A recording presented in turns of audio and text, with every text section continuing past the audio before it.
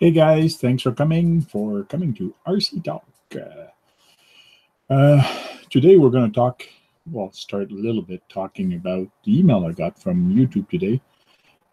Basically, they said that once you upload a video and you share that video earlier, before, it used to be that you used to be able to have a check mark that actually mentioned that you want to post it to Google Plus and also Twitter. They're going to remove that. So now there will be no more automation. I'll be okay. Automation to actually do this. You'll have to do it all by yourself. Hey, Steve O.D. I did send you an email for you to jump in if you want. Be appreciated.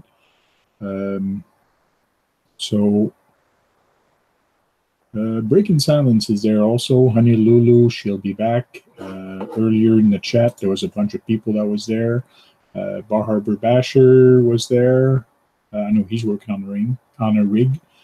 James Smith also. I've been following Bar Harbor Basher on Instagram. So he's working on an old style hot rod, kind of souped up monster truck. Anyways, it's a nice rig. He's changed his body of what he's used before, so it's kind of a cool little rig.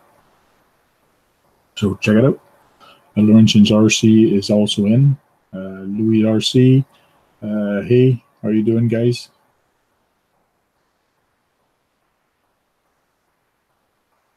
The man is back. Aha, Louis. Cool. I don't know if all of you received that email, but I was trying to talk about YouTube.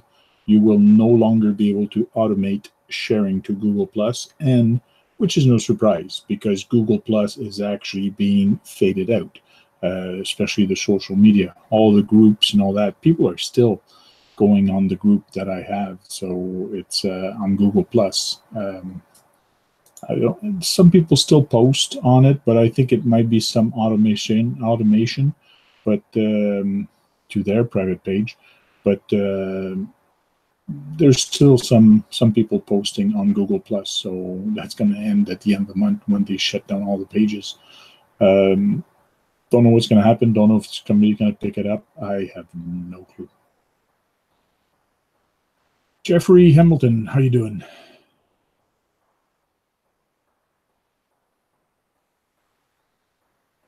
So I was playing earlier. Let me show you what I was playing with. I was kind of having fun, and I might change something on it in a sec. No, that's not the right one. Webcam. I'll choose the right webcam. This guy. Don't know if any of you guys remember this little thing. It's the annoying thing. So.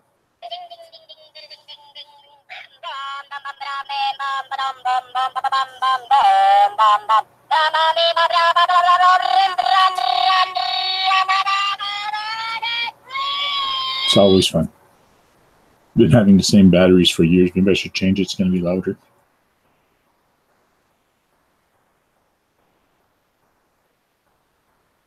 No, I was playing with that thing. Only that thing. I'm promising you. It is not the crazy frog. I would think it is, but it's the annoying thing. Some people did call it the crazy frog. So, yeah, it is Kagan. But this one's not green. This one is actually blue. So, today I might be changing the wheel carrier on this, because the one I got is actually for the TA05 for this truck, for this car. The bearing I got were smaller than these, which is kind of weird. These have bigger bearings. So I was going through some of the parts, and Dave sent me some Sakura S0 parts, and this was actually in it. So I don't know if it's from the Sakura, but it's exactly a perfect match for this. So I'm going to take that apart later on, if nobody comes into the chat and talks to us about all kind of stuff. So go back to the other camera. So I don't know what you guys have been doing. There's my guy. Ding, ding, ding, ding, ding. I should talk that this way all the time. Here, I got a new head. Da, da, da, da, da. That's just silly.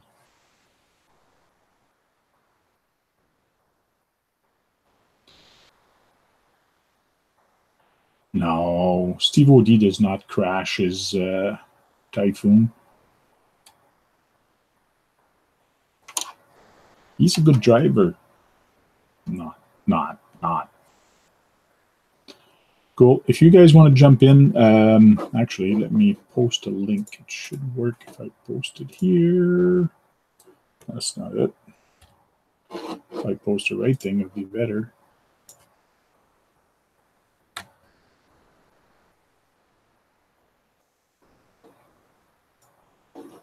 There you go. So any of you guys want to jump in, hit that link, and then you guys can jump in and talk to me face-to-face, live on video on the YouTube.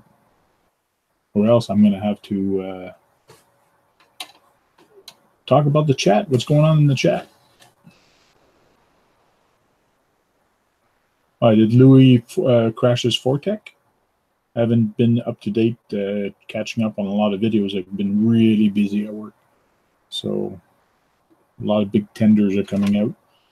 January, February, March are some of our busiest year for the job I do. So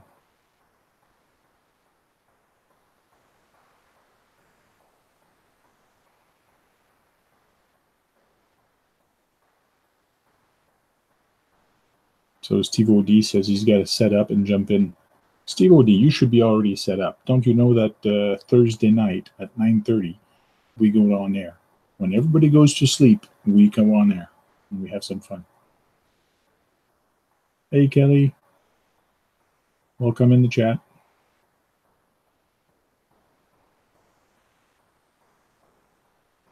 So the LED wheel is editing. What kind of video are you working on, Steph? Trailing video, or did you work again a little bit more on your tank? What are you working on?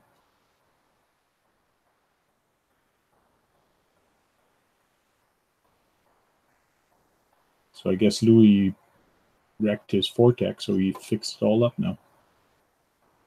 How much damage was there? How much damage dollar-wise did it actually cost you to get it fixed? 20, 30, 50, 100?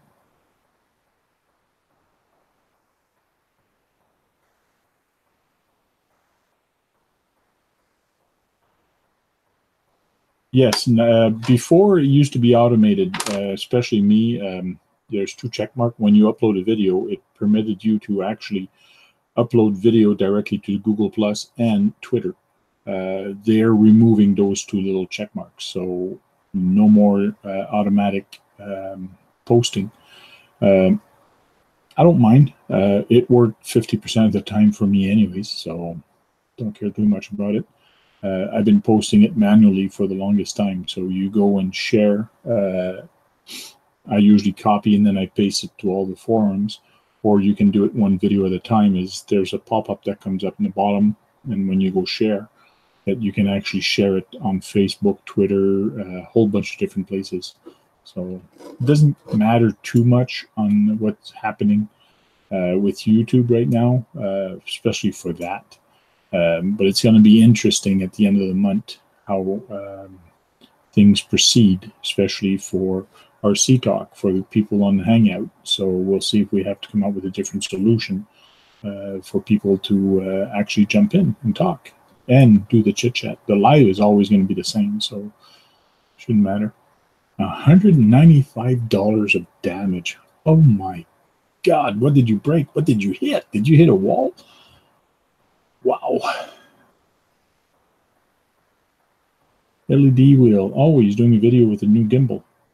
Yeah, I was actually videotaping with my gimbal. I've got one for my phone. I've had it now for 2.5 years, I think, close to that. I haven't used it a lot.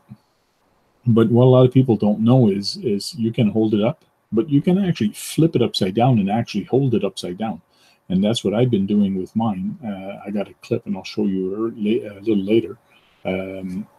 You just screw it underneath the remote. So I actually got a clip that clips onto here, and then the gimbal actually hooks up on the bottom of it, and the gimbal's pointing down. So when I'm walking, I'm just walking around like this, and as I turn with the gimbal, it makes everything nice and smooth. And as I turn the remote, the camera actually turns also. So it's really neat and smooth. That's actually how I did my Tonka Mercedes when I was jumping. Well, not jumping, not the slow-mo, but when I was walking around with it. So it's nice and smooth. So, and I'm getting old, so I didn't have to bend down as much to actually videotape it. I just had to watch what I was doing and not go down too much, or the phone would hit the ground. But it worked out pretty good. Louis said he hit a curb, lost steering because of a rock. Well, I would do it, because some of those rocks can be pretty annoying, and even though it's a small rock, at certain speed you can really lose control.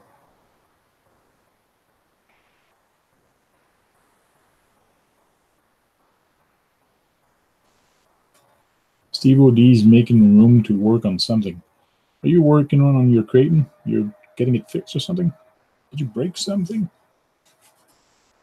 Let me get something off the wall, and I'll be right with you. Just a second.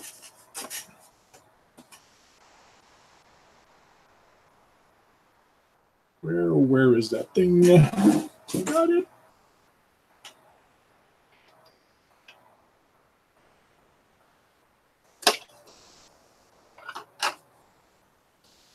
Getting a couple of remotes, getting a couple things.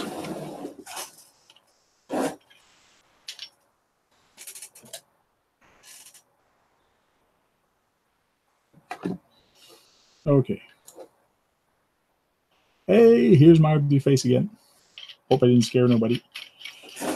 So one thing that I got was this little nifty clip. It's like a C-clip, okay? But what's really cool about it is that it's got places to hook up a camera here, here, here, or here. So there's a lot of different places to actually hook it up. And it basically becomes a C-clamp. So this is the remote I had for the truck. So I basically just put it right onto here, underneath. And I can have the camera on the side, a little bit of an angle. I can put one on top here. But I actually had it screwed onto the bottom. So my gimbal was actually just underneath and very comfortable. What's nice with this clip is that it fits very good on a Traxxas. It also fits very good on here, which is the FlySky FTG 3C. So it will fit here before. Usually I Velcro my GoPro, or I Velcro something underneath it or on top of it. But it ends up moving a little bit. So this is really going to stable things up. And even on my DX4S, if I open it all the way up, it actually fits. That's pretty much my biggest remote that I have, but it actually fits perfectly in the front. Then I just have to tighten it up a bit, and then I can put my camera on the bottom. So this clip, I got it on Amazon. Clip is C1IP-50. C1IP-50. And that's a company called AOG. So when I look at that, is HAOGE. Clip 50 pipe, they call it. So it won't focus. That new camera I got does not have automatic focus. I got to turn the ring, so it's kind of neat. It's supposed to be HD. I don't know how it is right now. My internet is pretty slow in the country, so.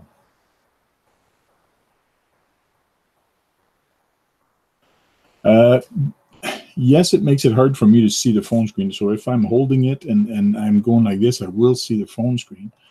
But I'm used to how far away to be from the truck. And I know for a fact that if I stay 10 inches, I see the full screen of the truck. So it's not bad. It worked out pretty good. And I know if I'm a little farther, especially to walk with the truck for a crawler, works very good also when you're going to be in the trail. So it just brings the camera lower to the ground. It gets you a better shot, especially filming these little cars and trucks. So yes, you do have to be careful not to go down too much. But my gimbal is only about that tall.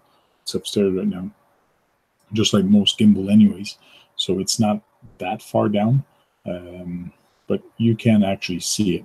And then you can actually adjust the gimbal also to give it on an angle, pointing down if you don't want to bend down too much. And then you will be pointing down on the truck. Sometimes it's good also because you don't get to see the big stuff around you, either the cars or whatever. You just see a little bit of the pavement. So that little clip is kind of cool. It was on a little on the pricey. I think it was like close to $30, $25 or $30. I found it kind of expensive. When I received it, I go, wow, this is huge. But I didn't think it was going to be that big. But I'm glad it is because it actually fits perfectly on the remote. I got it for something else. I wanted to use it for something else. But when I saw the size, I just changed my mind. I said, yeah, it's going to be perfect for that. So we're going to use that.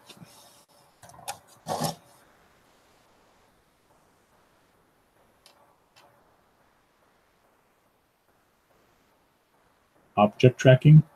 Yeah, well, that's one thing. My gimbal is 2.5 years old. A lot of toys now that they actually have on the gimbals are just awesome now because they actually, depending if you have built-in camera or even now with Bluetooth and the camera, it has object tracking like Steph from the LED was saying.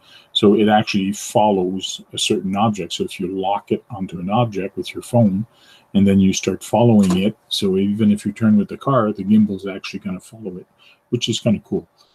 My gimbal, being 2.5 years, 3 years old, does not have that. When I got the gimbals, most gimbals were $400 and $500 for one gimbal.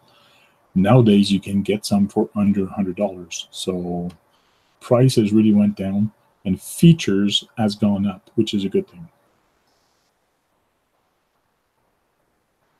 Facial tracking works pretty good. Good. Is it a built-in camera that you got, or does it work with your phone and the Bluetooth?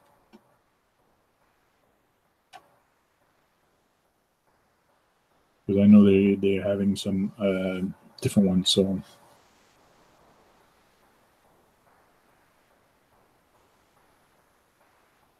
no. Okay, it's a Cell or GoPro. Cool. Yeah, it's a gimbal like mine. And we have Steve O.D. from the 313. You got it right this time, Frank. Good job. Yeah, yeah, and I'm from the 613. Yep. I know that for a fact because you always say I'm from the 613. All the way in Canada. So how's it going? Going good. Tired. Had a long week, but I got the day off tomorrow. So there was a hockey tournament for my son, and 2 weeks ago they canceled it. But I already took the day off, so I just said, "Oh, screw that. I'll just keep it. I'll just keep it off." So right. King Blazer is from the 937. Breaking Silence 810. So why don't you just all put your area code there on the bottom so everybody knows where you come from without giving out too much information. 514. Hey, that's Montreal.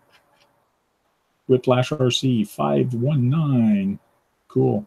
And guys, don't forget to give a thumbs up on the video, please. It really helps on the YouTube side. So,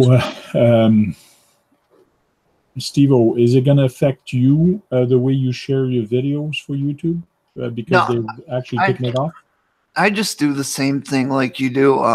Copy the link and then paste it on to like Facebook. Okay. There we go. I got it set up so I got a little window so I can check on the chat too. Oh, I see all the area codes. 810 breaking silence. He's right by me. Right. Yep. I think 810 is north of me. Okay. I believe. Whiplash RC 519. We used to be 810 before they changed the area code, so I know he's close. Okay, okay. But you never met him? You never... No, not yet. Maybe one day. I just, talked to him on here or whatnot, and I know that he was close. Cool. Maybe one day we'll be able to make a bash video or something. Yeah. What are you working on? I didn't have that much room, so I just pulled out this old dancing rider from the one that was donated, the one that JD Passel cut up. So I'm going to try to make it work. So we got a third one to race with. But what I'm going to do is steal the electronics and put them in mine because it's a little Ghoul RC brushless system. So it's got the brushless motor in there I got to take out. And then it's got this little teeny tiny ESC. Cool. And I guess it was a package deal because it even came with this little servo, even though you got to use a regular size servo in there. Yeah. But I wonder if this would fit in the TR Explorer. You know how they got those micro servos? No, the micro servos are even smaller. Even smaller than this? Wow. Yeah. This one's a 2.2 kilogram servo. Right. Yeah. I don't know what the heck I could use this thing on. Well, if ever that tiny dancer you're gonna not use it, mine fell on the ground. It fell on something, and the whole rear end is all smashed up. So I've ordered the aluminum one, so hopefully it's gonna come in. But if ever it doesn't, or there's something or some issues, I'm going to be looking for parts for the rear end to rebuild my dancing rider because it's out of commission right now. Yeah, I've seen Racing's got a lot of good aluminum hop-ups for it. Yeah. This would probably be good in maybe one of those WPL trucks. Yep. You know, it'd probably fit in there. Well, it's a spare for now. But yeah, he hacked this thing up. And actually, it's not really bad because the servo holds that part in place. So it looks like it's wobbly and broken, but really that's just where the servo holds it on. Cool.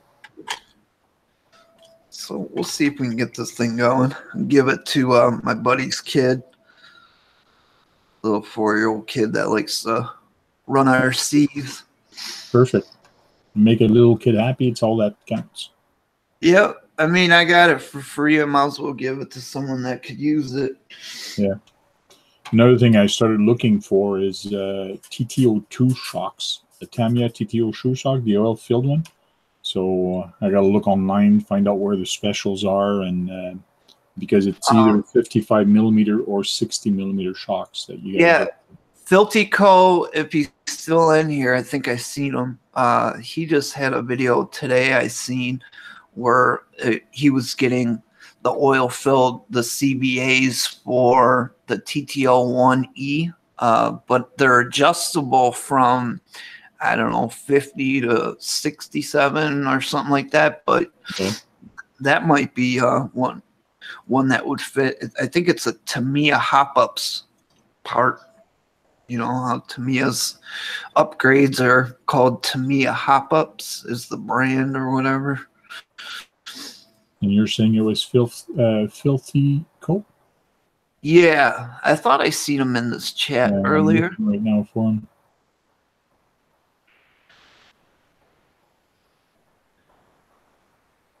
Yeah, there he is.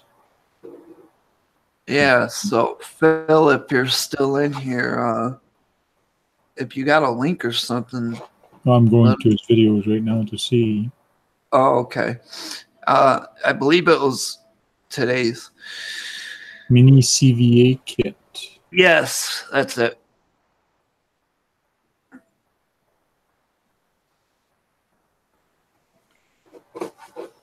I'll post that in the chat so people can see it. Hey, we're doing kind of a call out. Yeah. So I'll have a look at that. What's up, YouTube? Just got a package. Pretty cool one right here. It's for my next build, the TT-01E man truck, the Reinhardt Racing livery. So I'm looking at his video right now. Man truck. And the cool thing about this one is it can be built the lengths. Yeah. I think all the way from 70 millimeter down to 55 millimeter. Depending on your application. Then a chart down here to let you know which piston and spacer and springs to use. And this kit is the 50519 mini CVA kit. Unit set 2 actually. I guess that means something. Sure. But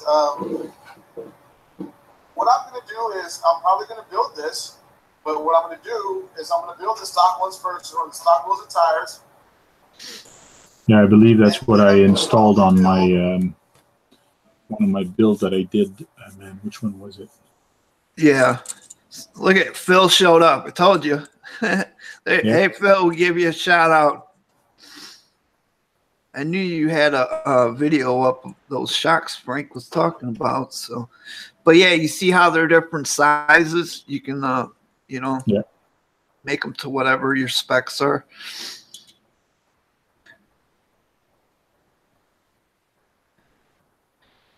I forgot. I just got a new body for the car, for one of my car. I can actually show you guys, but I want to bring it down lower. And when I actually put the shock down one step lower on the A arm that comes down, those are friction shocks. So the arm is not long enough to go down. So I need I want the body to go all the way down. So I'll show you guys why in just a second. Let me put this one away.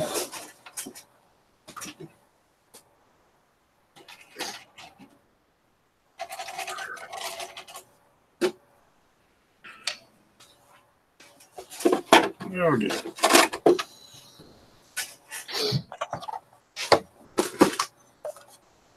Too many things. What car are you doing? What car is it? It's a TT-02. Oh, okay. But I got a new body for it. That's the body I got for it. Oh, that's cool.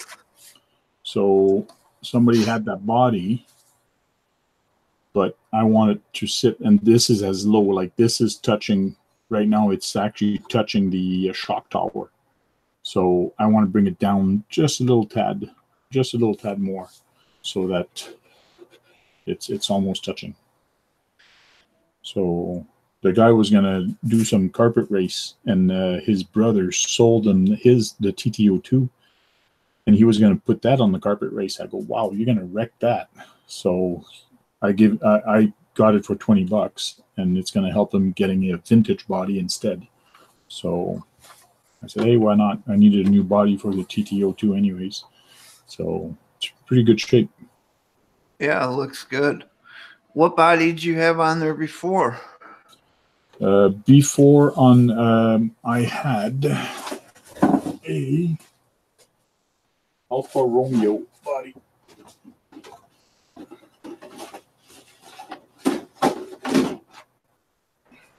Got that with the car. but before it used to be this one. Oh. So it's an Alfa Romeo body that was on it before with flames and all that. Yeah, I like that Jägermeister one. Yeah, somebody told me it was a Ford, Ford. I can't remember the name of it. I'm gonna have to write it down. Like some type of Torino.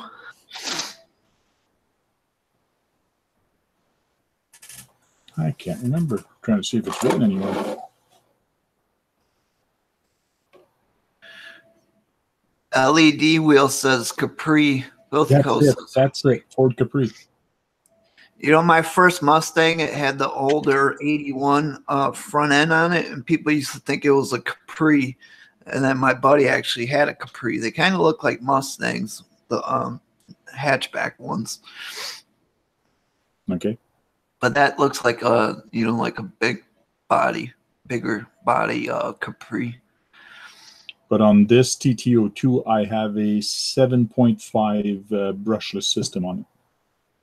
Nice. So the speed is overkill. It's stupid fast, but it's fun. And are you gonna put it on the carpet? Oh, I probably won't because it's going to be too fast. But I just have fun on the street with it. So yeah. Right now, that's what I did last time with it with my son. Just having a blast on the street. What kind of tires you got on it? Right now, there's street tires. So they do have thread on it. Okay. They were glued, but it was old glue, I guess, when the guy actually put it on. But they got unglued last time I used it. I guess too much speed. Rip the glue right off that sucker. Yeah. Way too much speed. So it's just a normal TT02, but it's got bearings everywhere. So yeah, when I wanted to go lower, like you notice here, the shocks are actually there's a top hole and the bottom hole. I tried moving them to the bottom hole, to this hole, but this arm is not long enough, so it was touching the bottom cup. So that's where the fronts are right now, but the shocks are bent. So this one I actually moved it, but now the shocks are kind of bent on an angle. They're friction. So theoretically in the front right now, I have no more shocks. They're kind of very stiff. So I just want to bring it down just a little bit more. Just for fun, not for racing, or it's going to be on street racing more than anything. But it should be fun. RC Basher boy. Hey, bud. Hey, what's up, Gabriel? Gabriel. That's a French name. Well, could be. This thing it's stiff. 7.5 turns, but when I turn it, you just feel kick, kick, kick, kick. It's a fun car. What do you got? Steel spur gear on that thing? I don't think so. I don't know. They're plastic. If you got your mesh right, and you drive it normally, you shouldn't break anything. And I didn't. I've used it quite a few times, and I was only running on 2S. I can bring it up to 3S, but I was just running it on 2S. Filthy Co asked me what's the KB on this brushless motor. It says it's a 4,500 KB. It's a little 2435 can 4-pole. That's a nice little motor. There's my 7.5 TriStar motor. Yeah, the Track Stars. Yeah, and so is the ESC. The ESC is also a Track Star. So.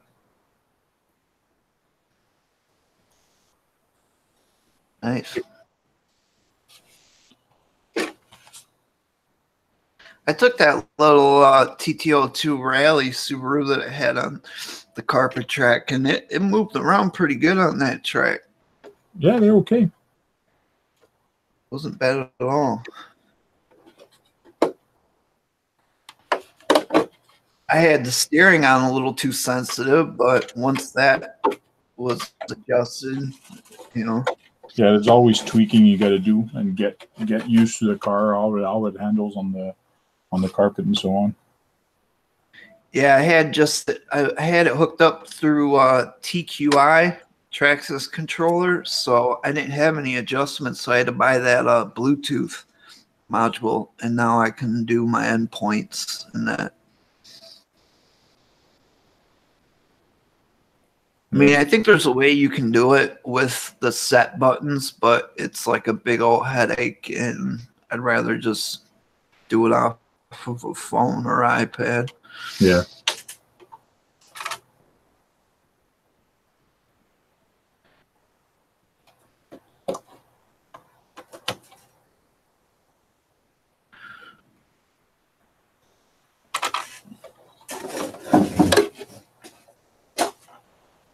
Yeah, the tires that I used, Phil, were the rally tires that it came with.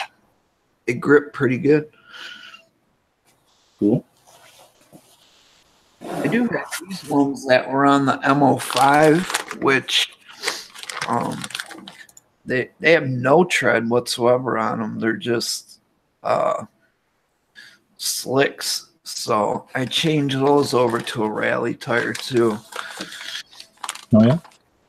Yeah, because there's a rally racing group at the hobby shop, and MO5 is one of the classes. Cool. So I got to use that little Jägermeister car. Yeah, I got an MO3 here. I got an MO5, and I also have an MO6. So nice. Are they all front wheel drive? There's one that's rear wheel drive. Oh, all the okay. rest are front wheel drive.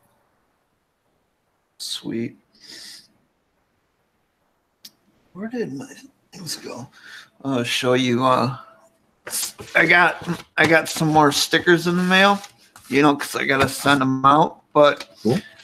I do got like I think 8 of these special stickers I had made.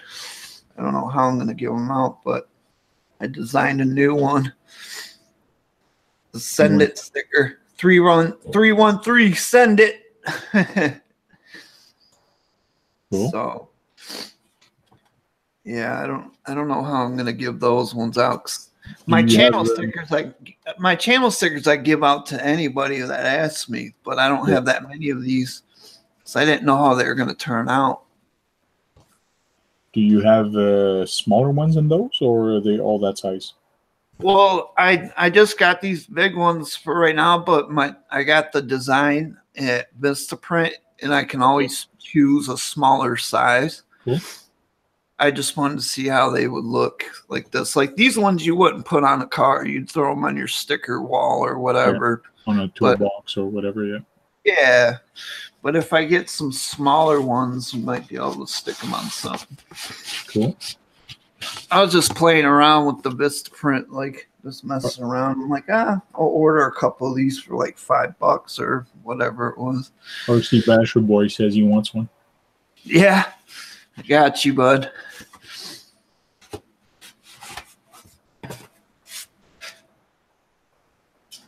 Yeah, like he puts them on the ramp, so that'd be a perfect one to throw on one of his ramps. Oh yeah. Yes, the MO6, let me take that off. The MO6, MO3, and MO5, you can make front wheel drive or rear wheel drive on pretty much any kit. When you're building them, you choose actually if you want a front wheel drive or rear wheel drive. Usually the plan shows you how to do it, but like I have an MO6, which is rear wheel front wheel drive. But my VW Bug is an MO6 also, but that one's going to be rear wheel drive. So it's kind of cool how one kit you can make it either front wheel drive or rear wheel drive on those kits. They're fun kit to play with and have fun. And we have John that just came in. What's up, John? Nothing much. Just got home from the hobby shop once again. What'd you buy? What'd you buy? What'd you buy? I'll show you in a minute. I'm Okay. testing a new machine right now. I don't know if you can see me okay or if you can hear me okay. Yeah, can see you and hear you. Yeah. Okay. Did you see the Send It stickers, John? No. Oh, I have to show them to you. He got new stickers done for his channel. Yeah, I was playing around with designs on Vistaprint, and I just printed out a couple of these for a couple $, just to see what they'd be like. Can you see it? Right on. 313 Send It. Send it. Yeah, you gonna change your channel name, or that's just a goof one? No, that's just I ordered these with I reordered my channel stickers, so I was just playing around with some designs, and I was like, I'll print up a couple of these. Somebody wants them. Right on. Cool. I would like to redesign the channel sticker though that I got. I need to order stickers from Vistaprint myself. I still haven't even set that up yet or given them any images, but yeah, it's certainly on my to-do list. Remember that? Hey, John? Yeah. Oh, wow. That's Frank's new friend. Yeah, Crazy Frog. Wow. Yeah, what year was that meme from? We're going back in time now. Man, I can't remember. I've had that for years. Yeah, that was many years ago. It's the batteries on it are getting low. It used to be way louder, but the batteries are getting low, which is a good thing. Pretty loud. Still sounds pretty loud. So. Well, I mean, if my image is coming through okay, I could show you what I picked up. I just picked up a couple of things from the shop. I want to see. It's nothing too exciting. I mean, I'll just pull them out one by one.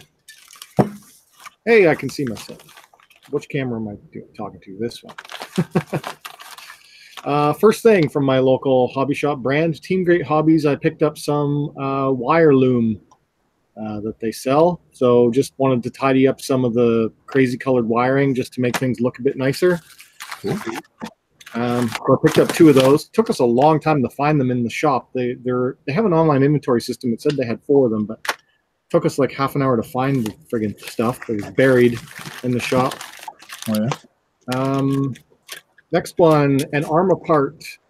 These are shock maintenance rebuild kits, the O-rings and the clips and stuff for the Granite, Centon, Typhon, all the new 3S BLX stuff, because the shock on my Granite 4x4 is leaking, and they're built really weird. I do want to make a video about those shocks because they're like completely backwards. I just watched the video from what's his name? He just did how to rebuild the Arma shocks. I think I was watching the same one. It's probably I think he made a really good video. What's he called? This guy that does all the remote control, or does all the transmitter reviews and shit. Oh, maybe I was watching someone else then. But Miltico don't like him. He says he's a jackass. So, Phil, who are we talking about? What's that guy's name? Transmitter reviews. I don't know. No, I don't know. I mean, he's usually talks about racing and stuff, but he did. He's got a Granite he picked up, and he just did a how-to video on his thumbs look like big toes. It bothered me. Oh, there you go. Yeah, he does have like a growth on his thumb. So we were watching the same guy. Yeah. Anyway, I was gonna rebuild mine. Yeah, Razor. Yep, Breaking Silence got it right. Razor RC. There you go. Because I have the same problem. One of my shocks is leaking, so I bought the repair kit. And then in the video I just put up today, you saw that I stripped out the spur gear. So I got the spur gear for the Granite 4x4. This is the 48 pitch version. So since my hobby shop had them in stock, I picked up 2 because I figure I'm sure I'll blow through another one again at some point. So I don't know if they're ever going to become discontinued, because this is the smaller pitch. This will not work on the brushless truck. Yeah, So because that's 32. Yeah, this is only for the brushed version. But you also can't just put in a normal 48 pitch spur, because it's got this it's got like this flange on it where it raises up. Oh, yeah. So it's a little bit different where it's got that offset. So anyway, they're $4 part or whatever. So pick those up. And then the rest is all paint. So we'll just go quickly. Yeah, cool. So I got some spaz sticks. This is the silver backer. So do that. And then I got a white, Tamiya white. I got an orange and a metallic blue. That's funny. If I grab my box of paints, that's like a bunch of the same ones that I just bought. Yeah. Yeah, that blue, that white, the silver. I didn't get the orange, so I got green. So yeah, that'll be I figure my color scheme for this car, which I'm currently building, the TRF 419. It's mostly blue, so I wanted to have some more blue on the body. And I'm basically keeping the same color scheme as that other car that I have, the Aston Martin, as well as I'm basically keeping the same color scheme that I had, which was blue and orange. So I didn't paint this body, but I liked how easy it was to see. And I do like these colors. So I'm going to be doing something very similar to this, I think. I'm not sure how I'm going to mask it out, but the goal is to have the same colors. Yeah. Cool. That's what I'm up to. I want to finish this car for Sunday, my TRF 419. Yeah. Good. And then you're going to, well, it's too bad you can't practice with it, but you're going to have to race and tweak it as you go. Oh, yeah. Yep. What color is that blue? PS30? PS16. Oh, okay. I got the metallic blue. Okay. What is it? Yeah. Metallic blue, PS7 orange, PS1 white, Yep. and then Spastic silver backer. Yeah. I got the Spastics orange, green, the camel, the one that chameleon paint. Oh yeah. I saw that on the website today. I was like, ooh, that would be cool in a future build. And then I got the mirror chrome Spastics. Buying all their expensive colors. They're like twice as much as the normal ones. Yeah. I got some plans. I got a lot of bodies to paint, but I'm just being lazy lately. Yeah. I got some hydro dip film too, with some orange skulls that are on fire. It's like a film, and then I got the spray, and then I don't know. It's supposed to be it's supposed to come out cool from what I've seen. It doesn't look that hard. Yeah. Cool. Yeah, Phil Coors, he says that the TRF chassis is a sweet chassis. Yeah. I mean, when I was comparing it side by side with my Durango, at first glance, they look very similar, but it is certainly more advanced. The TRF, how many belts is on that? Two belts. Yeah, same as most of the high-end cars are two belts. That TI-07 that I have is very rare that it's a single belt. And I think there is a bit of a downside to that. I do eventually want to make a video about the downsides to that car, because it has a couple. Belt tension seems to be one. It runs the belt very loose, and I've got all my tensioners set to the max, and the belt is still too loose. Oh, yeah? Does it skip? It skips when you try and brake, or if you go forward or reverse really quick, so I'm very careful about that. But yeah. So when we were out the other day having fun with the cars and all that, it was the spur gear that you stripped, and not the pinion that came out? Well, it was the pinion moved, which then stripped the spur. Okay. So yeah, the grub screw loosened off, and the pinion slipped down the shaft, and then it chewed up all the gears, chewed up the spur gear. So yeah, so that's why I bought the spurs. So that'll be a quick fix. I mean, I might work on that tonight. I don't know. Now, what's that small little piece with the spurs? Did that go in the center, or is that the pinion that comes with it? I don't know. I'm confused by that. I don't know why there's that extra piece at this point. I don't recall seeing it on the factory part, but maybe it sits inside. Is it like that piece on the Traxxas that we replaced on the Rustler, that variant carrier? I mean, maybe. Let me open it up, and I'm not sure I'm going to be able to tell until I get the car opened up too. But take a look at this, since it's a repair I do need to do.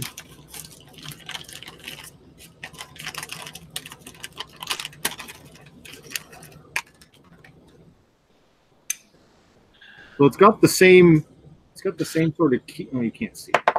It's got the same sort of key to it as the inside of the draft shaft does. Okay. And then, yeah, it fits in it. Yeah, it probably goes in it. Fits inside of it. I just don't know which side it goes on at this point. Yeah. Or why they make it a two-piece design. I don't know. Figured it once I get the old one apart. Yeah, RC Basher Boy says the tensioner on the HPI Flux on-road sucks. Also, the belt rubs on the motor. Oh, looks like you get a screw with it too. Where did this screw? You got a screw too? Don't lose any parts. This was in the other car.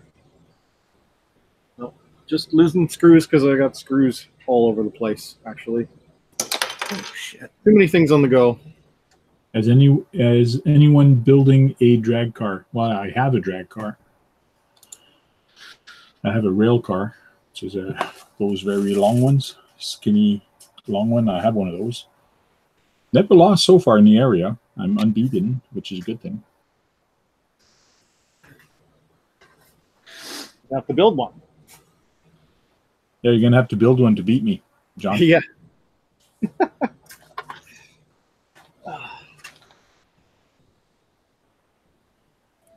Where is everybody? There's only 3 of us on?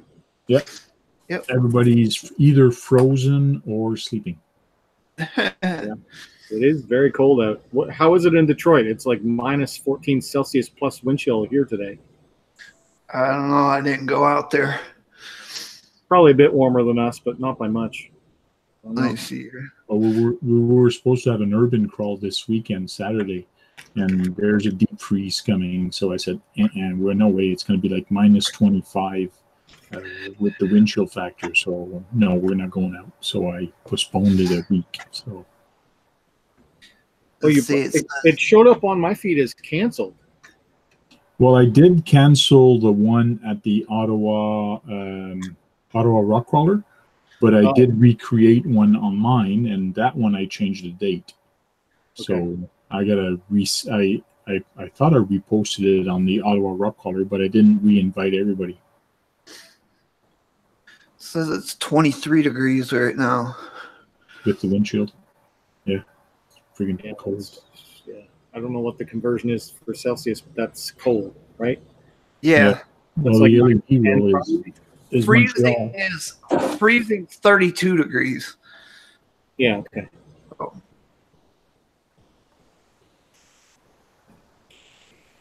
So yeah, how much do you guess just this little bit of paint and the spur gear and those other little bit of parts cost in Canadian money? Well, the paints are probably 10 a piece Canadian because they're about 7 US a piece. The bigger cans are like 12, I think, here. So probably 15, 16 there. And the other parts, I don't have a clue. Yeah, it adds up fast. $71. Yeah. I was like, $70? How'd we get to that so quick? But yeah, when everything's like $5 or $10, it adds up pretty quick. Yeah, and then when you're painting, you're like, is that enough? I want to save enough for one more body. Yeah, I know. Like, shit, I got just enough for a couple layers on the next one. Yeah, that's what I had to like run out today as an emergency to get this stuff because I thought I had way more paint, and then I went to go find my paint and I used it all. So I have like a little bit of orange left and a little bit of black, and that was it. So I needed everything. Yeah, I'm trying to pick up more rattle can paints for like easy paint jobs. I got a ton of paints for the airbrush, but I mean, it's way easier just to do solid colors with the spray can and get the airbrush out, clean it, do all that crap. So Yeah. I'm just going to use the airbrush for like detail work. But other than that, I'm using a rattle can, trying to get my paints like stocked up. Yeah. Like Hemi Storm, he's got like freaking couple hundred different rattle cans. Well, it's the like the background of Scale Builders Guild. He's got like Yeah, it looks like a bunch of pool balls. Yeah. I wonder how many of those are actually full. Yeah. You know, they say before you put your rattle can paint, flip it upside down and give it a couple sprays, and then that keeps the paint out of the nozzle. So next time you use it, it's not clogged up. Yep. Yeah, I definitely do that.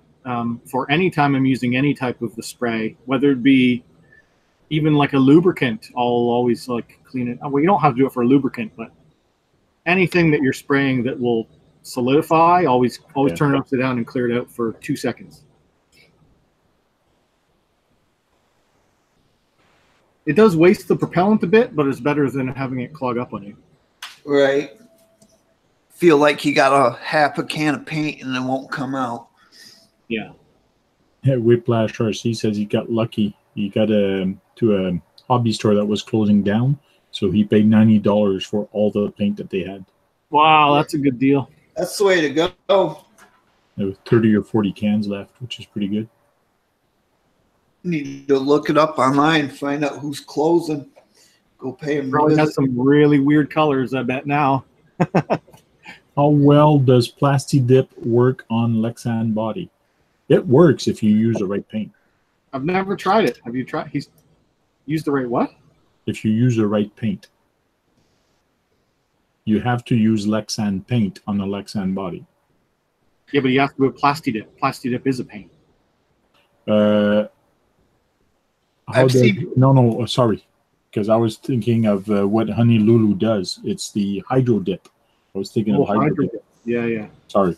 No, Plasti-Dip is like something people put on the inside of their body. It's like rubberized. Yeah, Plasti-Dip turns the rubber afterwards. Yeah, I got confused between Hydro Dip and Plasti-Dip. Sorry, guys. Frank, what the hell, Frank? Brain fart. So the reason why we have to pay more for the polycarbonate paint is because it's supposed to etch. It etches itself into the Lexan or the polycarbonate, so that it doesn't chip off. If you're using like an automotive grade paint, it could potentially chip off. Although, I mean, it seems like Honey Lulu's having some pretty good success with their bodies. Although I don't think they're being, bashed heavily, but I would imagine that paint will not hold up as well as real polycarbonate, but it doesn't seem to be a problem at this point. Yeah, JD Passo, he bashed his and then sent me pictures. He chipped off a bunch of paint, but I mean, I guess they're not really made for that type of abuse. No, because the only way it will stick on is if you take some sandpaper and scuff the inside of it. Right. That's what I was going to say, Frank, right here. This is what you got to use before you put paint down is one of these.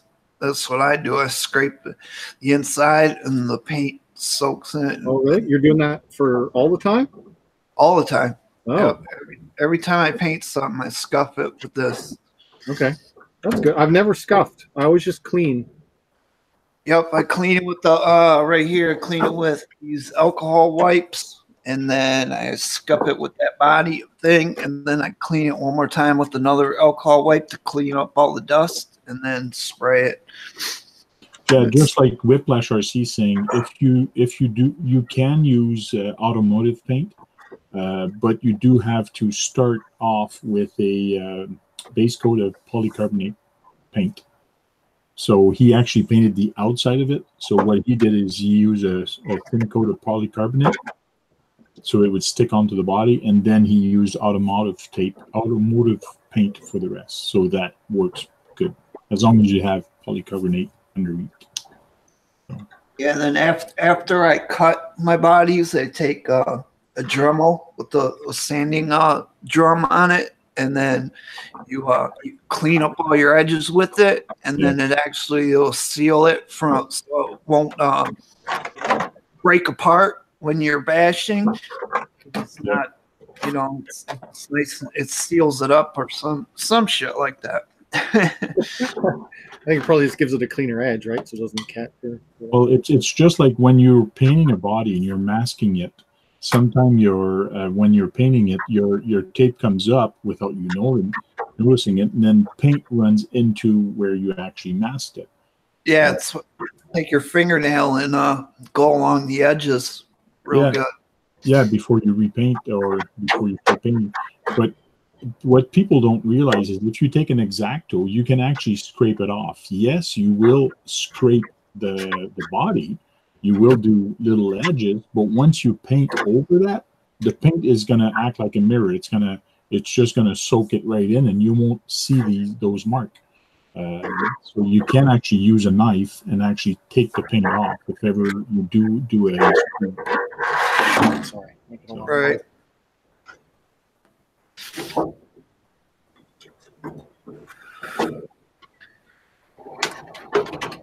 So Phil Corsi says he's going to paint the man truck this week.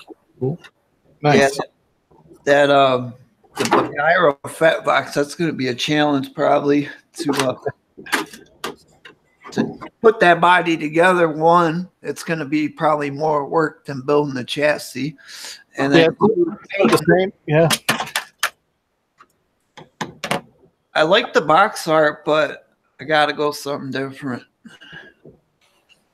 Yeah, you're going to use your fancy paints on it? Some Probably. Weird color changing mirror-ness? Yeah, I don't know. I want it to look, still like, race truck. I don't want it to look like no show truck, but yeah.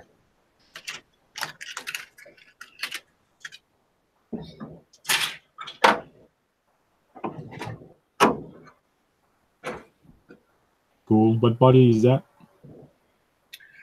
It's an unlicensed body. It's a Protoform Type S. So it's designed specifically for stock sedan racing, where it gives you, and this one is meant for low grip surfaces, as it's got a higher raked windshield. And I've also noticed that it has some like aero. This is like a pronounced raised ridge where it gives you like aero. It almost is like having a front wing.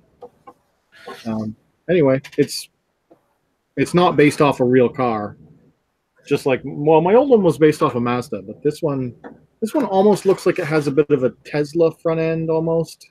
Okay. But it'll just be a race car when it's done. Are you backing it with that silver or the white? I will likely back it with silver. Okay. Because it'll be blue with orange stripes and white, and then back it all with silver. Nice. Hey John, when I saw you last weekend with your clip that you had on your remote holding up your GoPro. Yep. Because I actually ordered it before I saw yours, but I ordered a similar clip or C-clamp, but this is the one I got, which is for table. But what's cool with this one is that you have a mount there, you have a mount there, you have a mount there, and you also have a mount there. It's a lot of mounts. So this works perfectly when you put it on here. I can put a camera up front. I can mount it pretty much anywhere. Top or the bottom. There you go. I actually put my gimbal there when I videotaped my Tonka truck there, the last video I posted. I had the gimbal upside down. So most people don't know you can actually flip your gimbal upside down and use it upside down. Yep. Yeah, that's what I do. We're great for that. So that's how I had it. But then all of a sudden my gimbal just lost power. I go, shit. Yeah. Well, they don't like the cold that much either, but they should hold up better than the phone does for power. Yeah. So that's the clip you were using the other night. So yeah, I've been using this a lot lately. This is the Joby action arm or action clamp or something. but they've discontinued it a little bit with this piece. Nowadays, you see it a lot with the traditional like Gorilla tape or Gorilla, what do we call that? Joby Gorilla grip arm or tripod or whatever part on here. But this is really what you want, is this piece, which allows you to clamp it onto the transmitter. And then this one also has 1/4-inch jack on either end, so you can have it mounted either way. And then I've just got I have a GoPro adapter to 1/4-inch thread, and then this thing's all beat up, so that's what the pink tape is just holding it together. How much was that one? I mean, I got it on clearance for like $5, but at full retail price, they want like 20. Yeah, I think I paid like closer to $30 for mine. Yeah.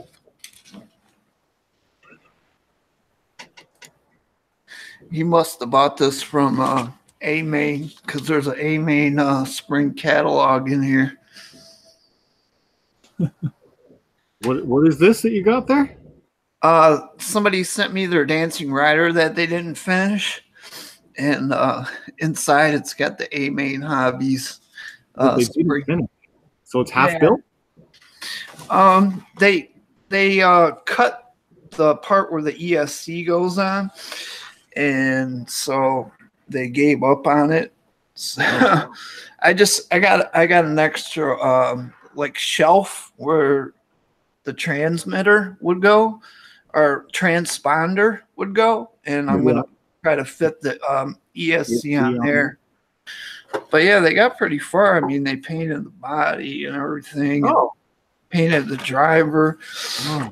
I mean, so is it in the instructions that you're supposed to trim that ledge, or was that? No, he trimmed it. I don't know why. He was trying to fit a Traxxas brushless system in it, and then he cut it, and then ended up getting this little Ghoul RC brushless system. And so now I got this little Ghoul RC brushless system that I'm going to put in mine, and then the stock stuff still in the box here. So I'm going to try to fix it up and give it to my buddy's kid. Right on. Cool. Looks like RC Hunter is up in the wake and watching us. Oh, what's up, Heath? Whoa. Building models on his 3D printer. Yeah. So is Tony. Tony's doing teeth for his truck. Oh, yeah? Yeah, for his Venom. Yeah, I seen Tony got his Bagheera Fat Fox.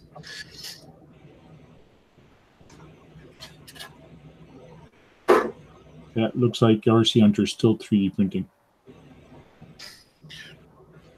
Hey, Bill, how you doing? Bill Boyton. I think we got it right this time. Bill Byton. I like screwing up his name. Bill Byton. Boyton. Hey, Bill, how you doing? Let's see what Bill's been doing with his channel lately. Has he been posting stuff up?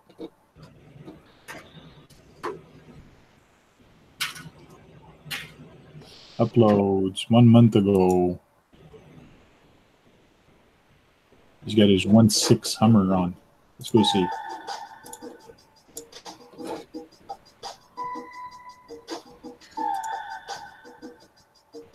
Custom 1.6 Hummer. Wow. Must be his bright body. Frame and everything. I didn't know Bill had a channel. I'll have to check your channel out, Bill.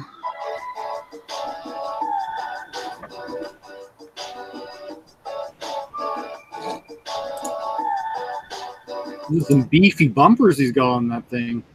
Yeah, really. Like giant slabs of aluminum.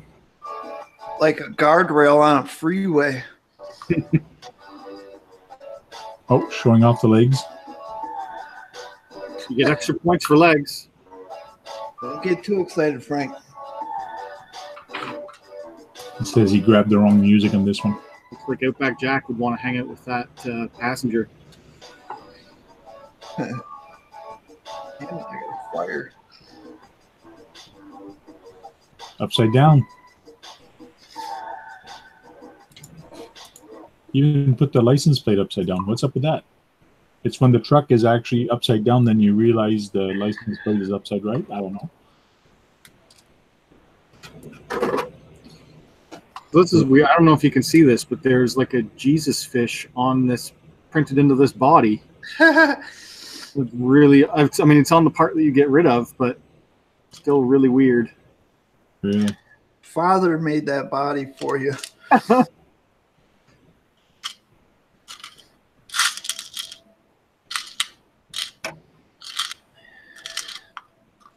Bill says he's ready for the demo derby. I guess that's why the license plate's upside down. Well, with a big bumper like that, you are ready for demo, for demolition derby. Because I don't think you'll wreck that truck.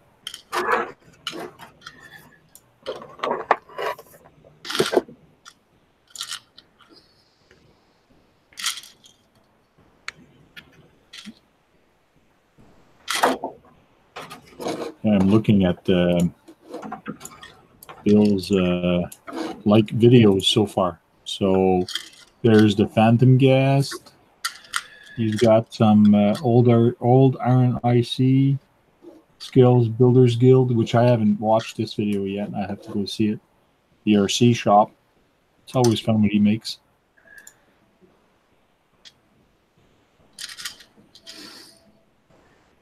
I didn't see us.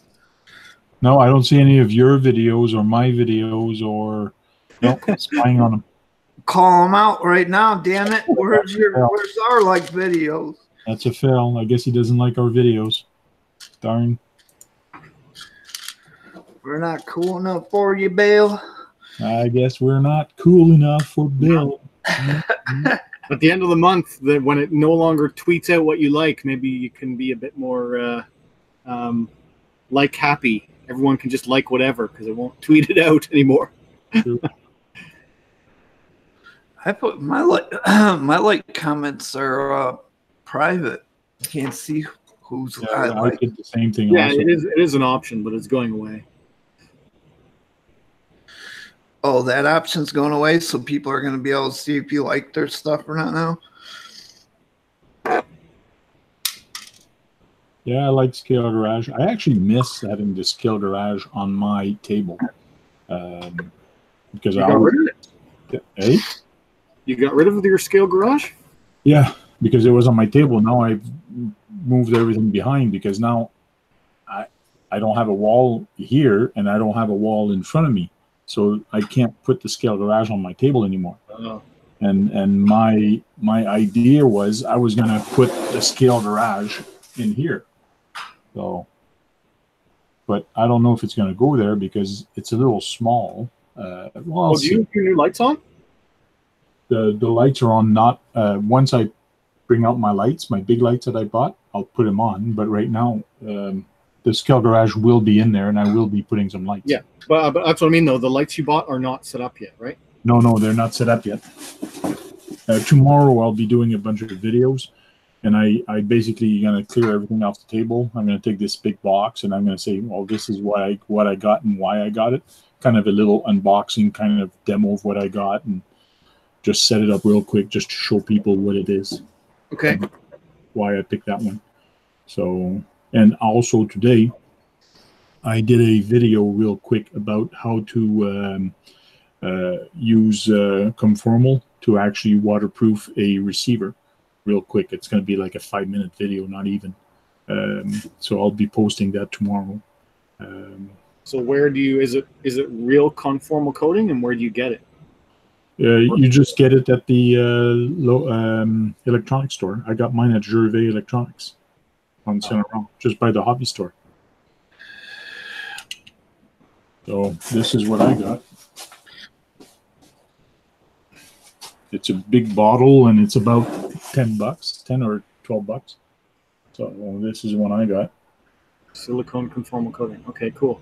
Yeah, because I would use that a lot if I had it. The only thing I've done is I've used liquid electrical tape which made me nervous because I thought, well, how much heat is that trapping in? Like, if you're painting right over the circuit board, you know, how much are these things supposed to be able to breathe and whatnot? But I don't know. I mean, I imagine that silicone liquid would seal it from air touching it too. So I don't know. That is correct. This is going to seal for the air or heating and all that. So it does keep all that moisture or whatever heat in. But it is made for electronics and for waterproofing electronics. So what's nice with this compared to liquid tape is it's clear. You can see through it. Yeah. And it does wear off after years of use. This, once you paint it on or slap it on, it's almost like nail polish. So once it dries, you can actually see where you've put it. It becomes a clear coat, and it just dries off. It's kind of cool. It's easy to put. I've heard of people using clear nail polish as a waterproofing thing, but I've never tried it. And I don't imagine it would work as well as a real engineered conformal coating. Yeah. And I do mention in the video real quick, use it in a well-ventilated place because it does smell strong. Oh, yeah? It stinks a lot? Yeah. It's part of the form. DLC content. All right, let's get this slipper out and figure out how to rebuild it. I was surprised at the weight of that little truck. Yeah, Frank picked it up. He was like, man, this thing's heavy. It is heavy because it is built much stronger than the rest of the 4x4. Way stronger than the rest of the 4x4. It is, but I find the plastic to be a rigid plastic. It's not a plastic that bends and flex. It's more of a rigid plastic, which I kind of find not funny, but it's kind of strange that they use that type of plastic. Yeah, there's a lot. I mean, even like all of the transmission bulkheads and stuff are massive. Yeah. Yeah. Have you been able to get a replacement arm yet for your Typhon, Steve, or are those available yet? They're not available yet, but I've heard of guys contacting Horizon Hobby Service Center and getting parts sent to them. So I contacted my hobby shop because they're a Horizon Hobby dealer, and they've sent emails to the service department. But he said it might be better if I send one personally because sometimes they don't get back to the dealerships as fast as they would a customer, like customers. So I haven't got a chance to send it, but they sent them. So we'll see. Because right now they're on back order at Horizon Hobby. And so getting parts might be a little bit hard to do right now. Because they're actual longer than the Centon and Granite arms, are they? Yeah. And there is a hack where people are using the 6S Typhon arms, but only in the rears. I haven't seen anyone do them in the front. Oh, yeah. Hey, hello, Night Blazer is here now with us, and RC Basher Boy's back. He went to see another video a while ago. Some JP Slayer. Well, they must have been at Shen's premiere. Yeah.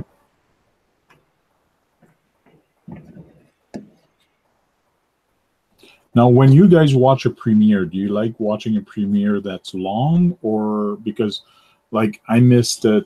I think it was somebody had one today, and I actually went on there, and it was already over by the time I got the message. It was kind of weird. So, yeah, I always get the message late too. Axiomatic had one today. Yeah, it is Axiomatics that I left a comment saying, damn, I just missed this, because I got there and it was like 6 minutes into it and it was already done. Oh, shit. Damn it. I don't know. I've only done one, and then I didn't really. I mean, it was fun, but I feel like, yeah, you really probably should have like a 10-minute or longer video, something where you can go in and chat with the people as it plays, or else really there isn't really a big point to it. Yeah. If it's really short. I haven't done one yet, but I was thinking if I have a long video, then yeah, because then you can sit there and chit chat. And yeah, so it's a little hangout while you're watching it all the first time.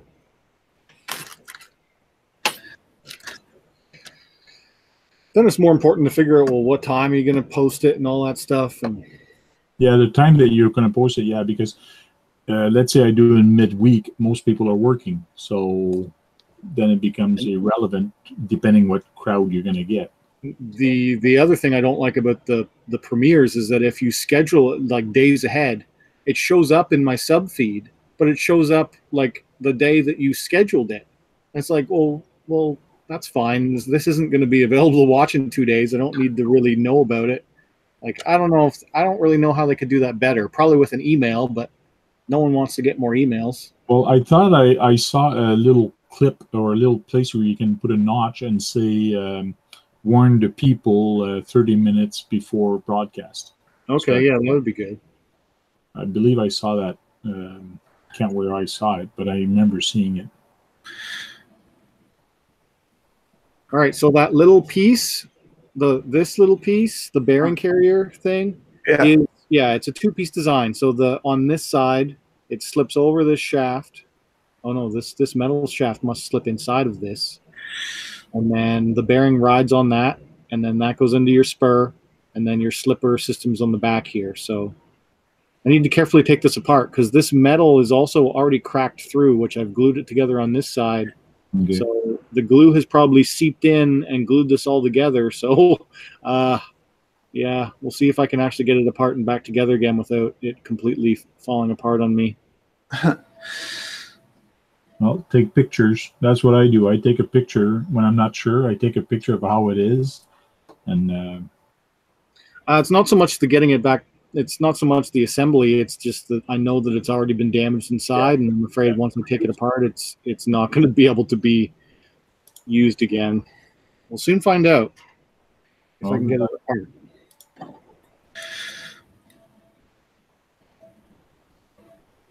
This is the way that the Mega slipper is. The brushless one is much better designed. Yeah. What's the pitch on the Typhoon spur gear? JP Slayer's asking. 32. Yeah, it should be 32. All of the brushless ones should be 32. Cool. How does that work? It just pulls out? Come on, use some elbow grease. Elbow grease. Well, yeah, I think I can already see that it is glued in. Does that mean you have to buy more parts? Oh man, how would I? Yeah, what would I have to buy? Would I have to buy the whole assembly? Yeah, or you buy some. There is some releaser for that glue. It's a liquid that you put on the glue and it actually eats it up. And everything else touches.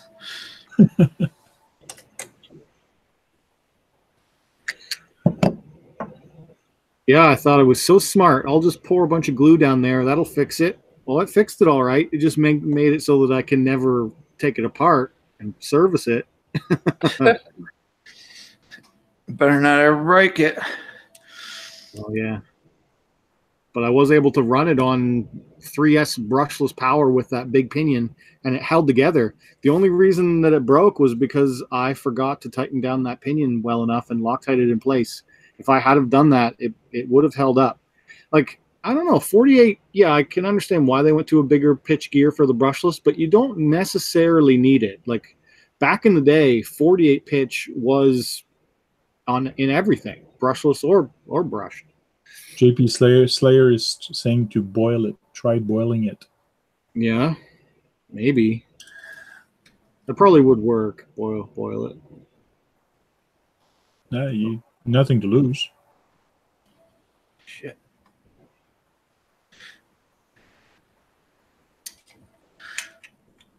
Speaking of Arma, have you seen the Arma Notorious on special anywhere? No. If I did, I'd want it. Why is everybody crazy on Arma these days? Who? Well, everybody's getting Armas. Because they're coming out with all the new stuff. Because they're really good. They're really good for the money. Yeah, good price and good product.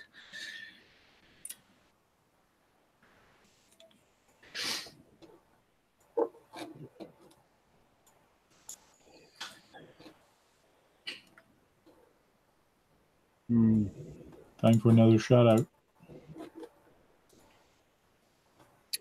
RC Basher Boy. Basher Boy Arena. What does he have? What does he have to show?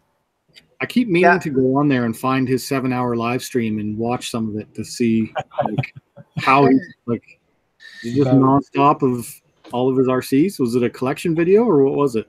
Yeah. Okay. Let's bring that a little bit bigger. There we go.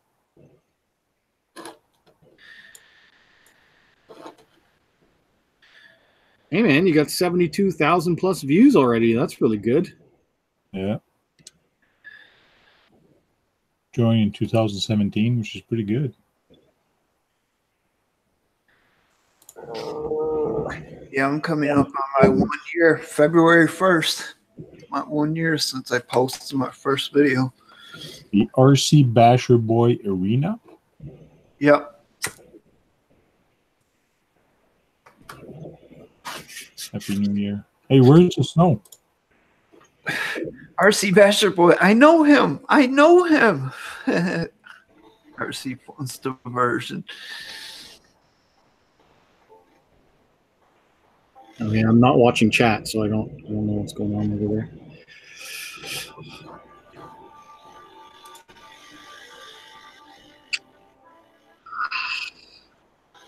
Somebody's having fun. Yeah, I forgot who it was, but somebody scolded him about wearing a helmet next time. Oh, yeah? I think it was Omar Tebow.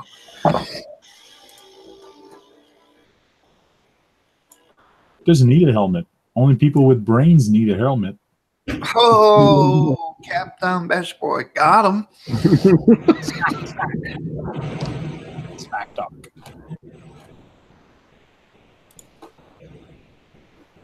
That was not RC related. Oh, what's this? He's going to be happy if I put that one up. There's his Glamis. There's the Exo Killer, he calls it. Yeah, right.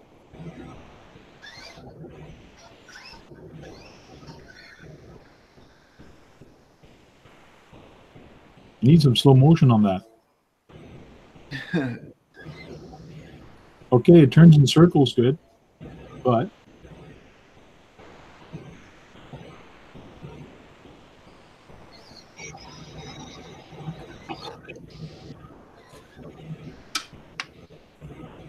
okay, it's just going in circles. I'm already past the finish line, and he's still going in circles.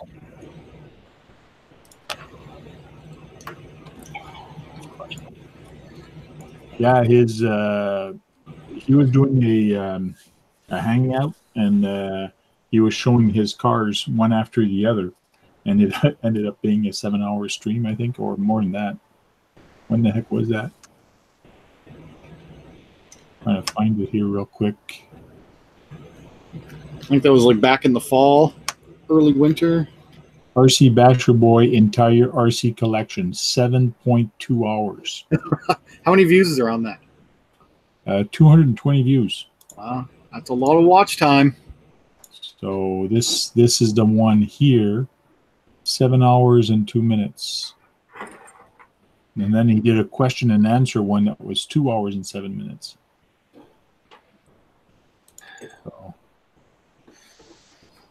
that's how far I've gone. I've gone up to 6 hours. So, but what's neat with it is that he went into a lot of details. So he was talking about the history of the car and so on. So but there was a lot of trucks there. Yeah, doesn't he have a lot of RCs? Yeah. I don't know the amount, but oh, here's the Glamis.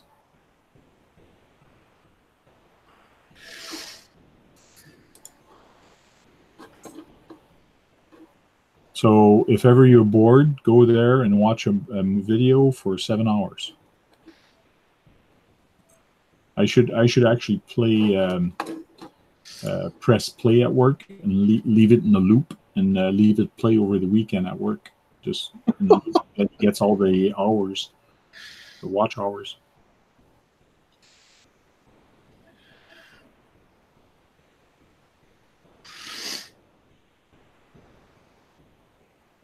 Says I greet my viewers with a donut before I start bashing. LOL. Cool.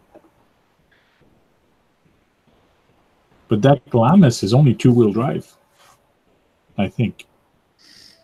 The one that was there doing the donuts. Oh, that's the four people. So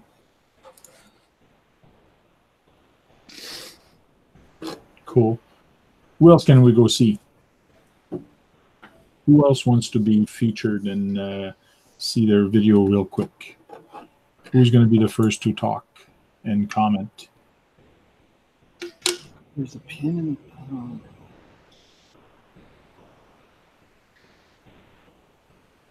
He says, yeah, he showcased his whole collection, and by the time but my voice was gone at the end of that video. Okay, I guess we're gonna go see that channel.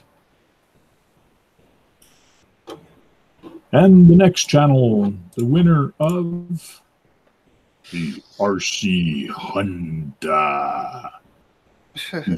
Printing a ugly woman. I have that's one ugly girl. Face is all screwed up. There. I want to know what that thing is going in her mouth. Going in or coming out? Looks like it's going in.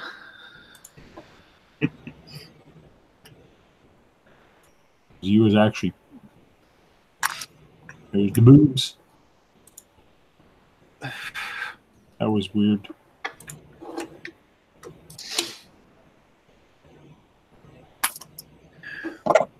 It's kind of cool how you can print stuff and find stuff in printing. Yeah, when you're looking at this, it's not sure what from the Terminator. Oh, it's a T800. I guess it's liquid or whatever. It's like the Terminator. Yeah, it's like T2 liquid metal. So, RC Hunter about. He's from Australia.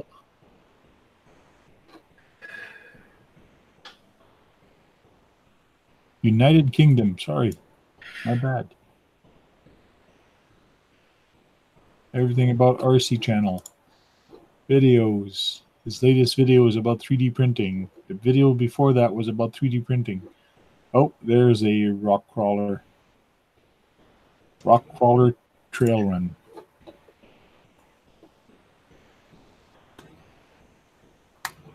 There's his fiery intro.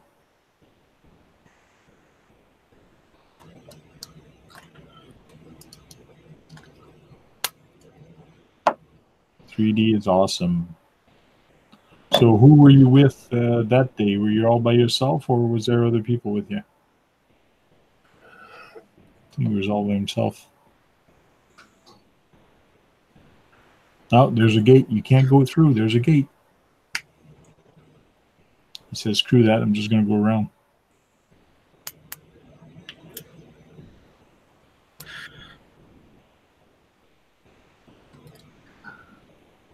And that thing looks like it's got a hard time going up or going forward.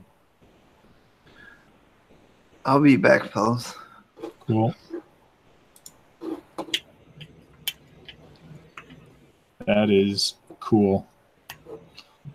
And there's a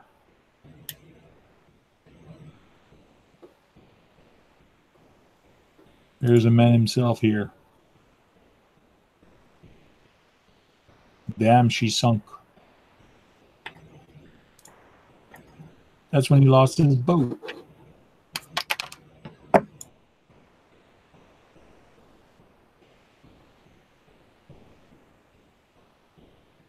So if anybody wants to know what RC Hunter looks like, come on, internet. There's his mutt. That's what he looks like.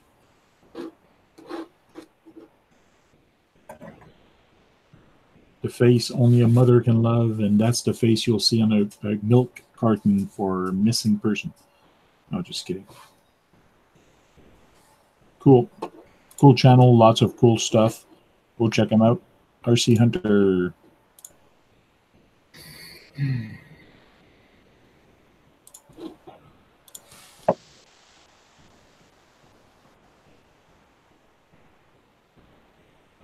RC Basher Boy says, if I own a Losi SLT XL2, no, I do not. Biggest one I have is the Savage XL. So it's a Savage, but extended. So with that and my Traxxas Summit are my two biggest ones.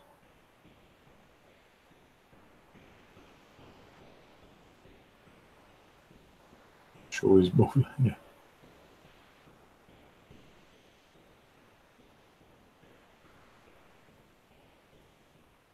Whiplash RC says, check out my Axel Yeti Score Showcase 2.0 vid. That was one fun.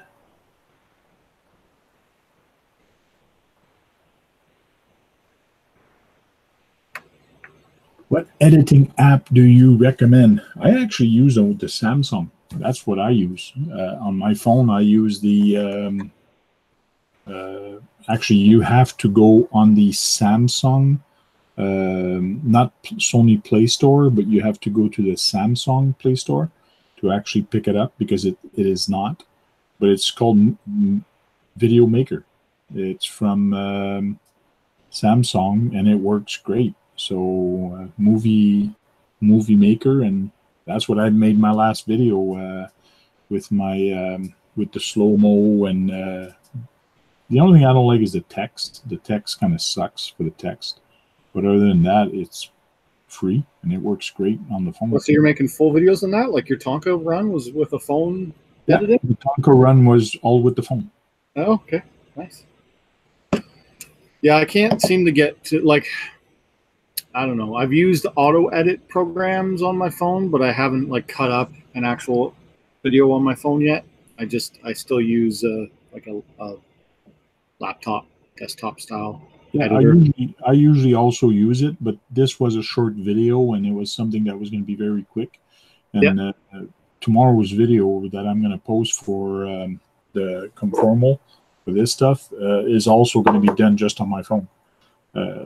So I actually did the intro on my computer, and I saved the intro and the outro, like the beginning and the end, and then I just put that as a clip at the beginning and at the end. So it makes it easier. Cool. So. Oh yeah, this thing's not going to survive my ripping on it. I fixed it too well. All I've managed to do so far is get one bearing off, which was also glued on. Oh yeah. Well, boil it. You boil it. You never know. I guess. Instagram, RC Basher CT likes my photo. Yay! Let's see what they like on my photo. Oh, it's the battery one.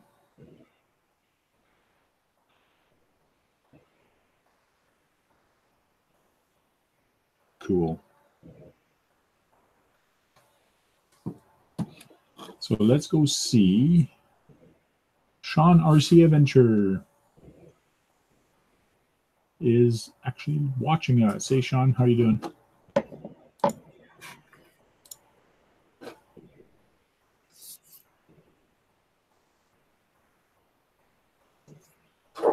So let's go see Sean. There is Sean's RC Adventure. 160 subscriber. Hey, wait a minute. What's going on here? It's red. Hey, it's not red anymore. So you got 161 now.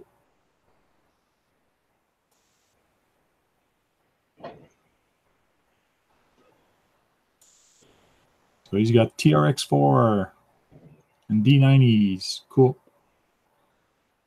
Sure to check that one out. About RC crawling with better way to spend your free time. What a better way to spend. That's true.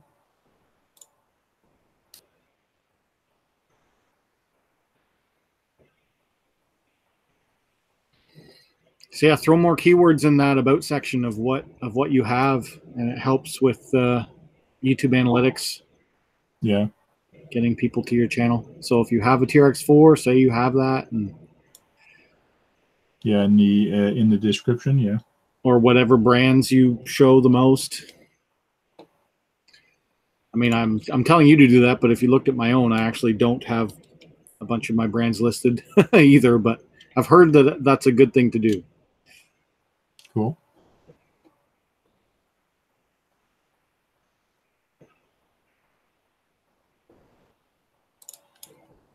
Let's go see his daughter officially pass her driving test today. Was that the daughter doing wheelies?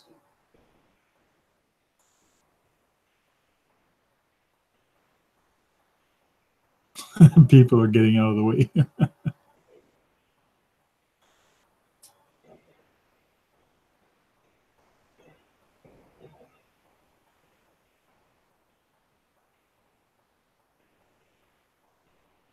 She's going to break it. She's going to break it.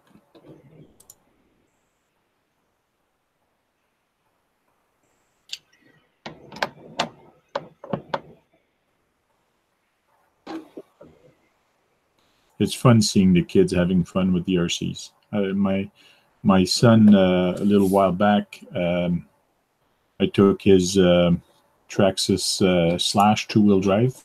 Well, not Traxxas Slash. He's got a Team Associated. I took it out, and he was driving it, and he goes, "Wow, this thing is so fun. I forgot how fun this was." So, like, I'm taking some of his old cars that he hasn't driven in a long time, and he's saying, "This is fun. I forgot how fun it is." I said, "I got to drive it more often." So it's kind of cool that he sees that and he says that. So yeah, it's good. Sometimes you get busy with so much stuff.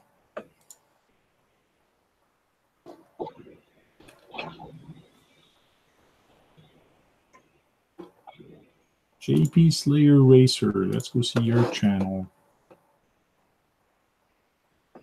Oh my God.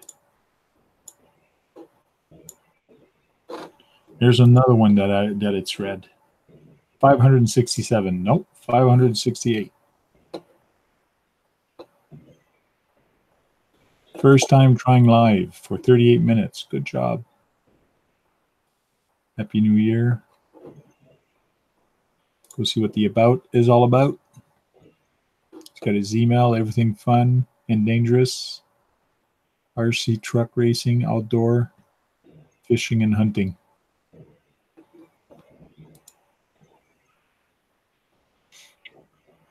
Oh, you're like me. You got a lot of snow there. So much snow here, it's ridiculous sometimes.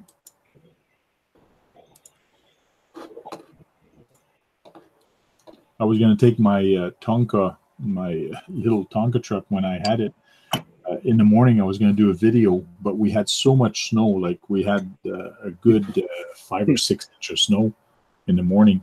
So I waited till the plow actually cleaned my driveway to actually do the video, because there's no way I could do a video with that truck. It would be almost buried. So, and I think I need winter tires on that, or knobby tires, because I was getting stuck all the time. I'm more jealous that you can have someone just show up and your driveway's done for you. Well, I usually did my driveway. Last year was the first time we got it clean, because my next door neighbor got a deal, and he says, and plus he says, I'll pay half of your part. In other words, because we have a shared driveway. Yeah, yeah. And so, it's gravel too, right? It's what? It's gravel, right? Yes, it's gravel. Yeah. That's why I've always been afraid to like pay a plow guy to come do my laneway, because it's all gravel. I figured they'd just like rip it up. No, it's not bad. It's frozen. It stays there. It's pretty good. Yeah. Yeah. So the plow plows both the driveways, but he does charge us a little bit more because it's wider. But we split half and half, me and him, so it's not costing me a lot. So yeah, nice. Hey, Captain Cook is in the house. Where's Captain Cook? I've been doing shout outs all night, doing and talking about a bunch of stuff. But here's Captain Cook. He has a drone network.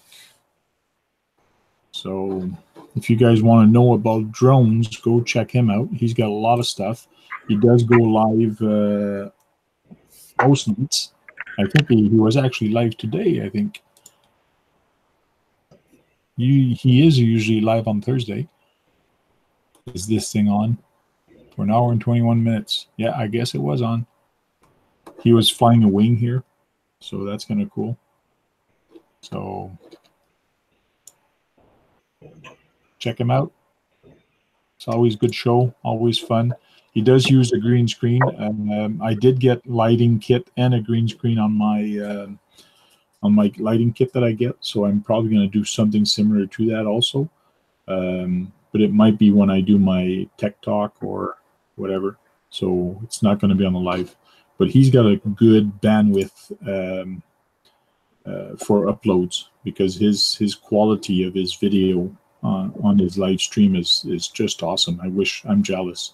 I wish I had that bandwidth and clarity just for me. So me too. I'm likely a pixelated mess. Yeah.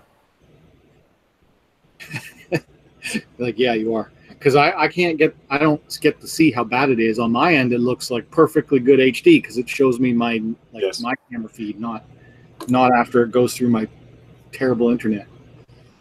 CCXRC, Tony's in the house. Hey, Tony, how are you doing? Tony says, just realized it's Thursday. Maybe I should message you in the morning, Tony, just to make you mentally ready, saying it's ready. Cool. JP Slayer Racing says he's got you, Captain Cook. Cool. Thanks, JP.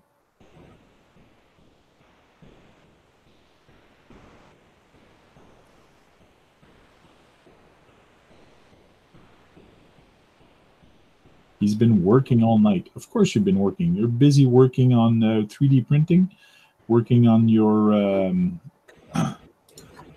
big monster truck there. I can never remember his name. Yeah, I need to finish his I've Got Problems video. See all of his problems. There, let's see that real quick. What he's been working on. There, he's been doing teeth for his oh yeah, snake bite. Yeah. So, but when I saw the teeth there, I go, aren't teeth supposed to be pointy? Especially near the end, they're supposed to be pointy. But I guess it's on work in progress, or safety teeth. Yeah, they probably are safety teeth. Cool.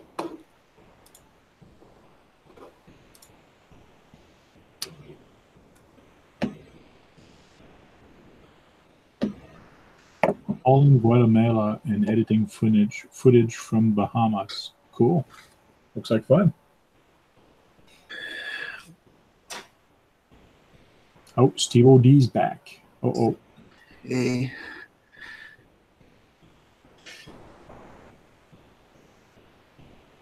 Wow, we're already been on for 2 hours almost. Wow, time just flew tonight. It's just crazy. That's how they look. Also on the real truck, also they look that way. I never paid attention. They're actually coming down to Montreal. I should go see them. They have a big Monsterama with motocross race in halftime, or during half. They kind of have some fun with the motocross. It's really cool show when they come down to the Montreal Stadium. So. Yeah, I've only ever been to one. I went to one at the Toronto, what used to be called Skydome back then. I always forget what they call it now. But I just found like it was way too small of an area. Like they just get on the throttle for like brah, and they're from one end to the other. It's like they hit one jump in the middle and they had no room to go. I'd love to go to one of those shows where they got room to actually open those trucks up.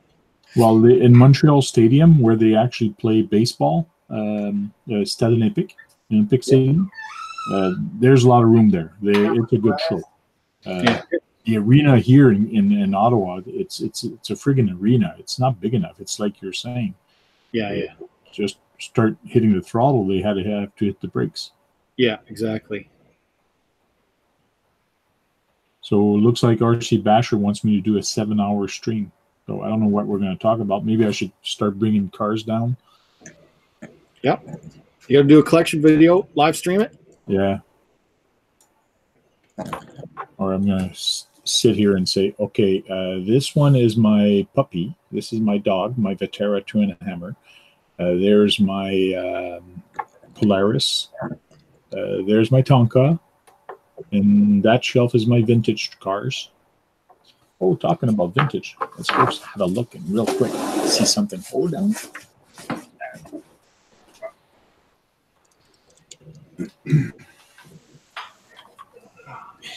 So I got this a little while ago.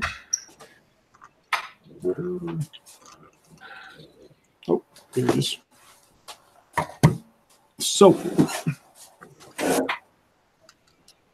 oh, that means I got to put a battery in it. I just put all the electronics in it. So, Oh, shit. uh-oh. I heard a shit. That's not good. So let me put a battery in it and make it run for you guys. And I found out that underneath it, where you actually put the battery, it's so tight here that the LiPo batteries that you get, they don't fit. So I'm either going to have to run a smaller pack in there. Like this is the one I use for my, it's 2200. It should be fine in there. In my E-Revo. So this one fits perfectly in there. What is that you got? It's a wild one. I was Tamiya gonna wild say, one.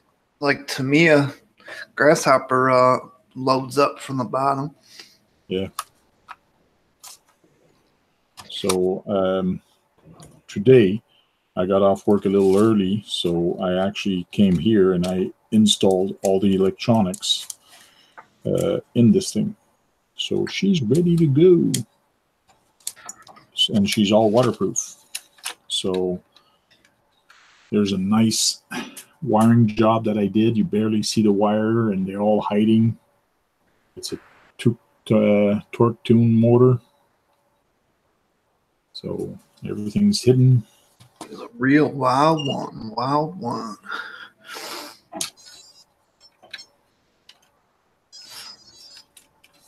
So this is the Vetera Glamis Killer. No, it's not. It's alive. It's alive.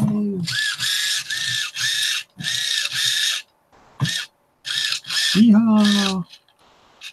It's kind of weird how one wheel turns a heck of a lot more than the other. Just keeps going. One keeps going and the other one stops. Endpoints. It's the way the servo is made and the way the horn is. It's kind of push pull like this. It's really weird how they've done it back then, but hey, it works. So can't wait to try this out. So I might try it out tomorrow in the snow. I don't know. It is waterproof. Now it is. So we'll see how it goes. It does have knobbies. These are not that great in the snow. They'd be great in the sand. But see what happens with it tomorrow. So there's a vintage one. So this is a original one. It is not a. It's been fixed with some not a repurpose, but a re-release. So, but it is an original one. The tires are actually HPI in front. They're not the original. the back either. They're not original tires. They do have the original rear tires. He says it isn't all original, but the front tires aren't original and the back tires ain't original. The frame, the car is an original car. It's not a re-release, but there is parts missing that are not. I do have the original tires, but just the rear. But it's not a true vintage. In other words, it doesn't have all the original part. It is up with other things. So right on. But it's really neat how they've done the suspension on this thing. It sure is different, but it is an old model. So yeah. Wake up the house. Yay, it's alive.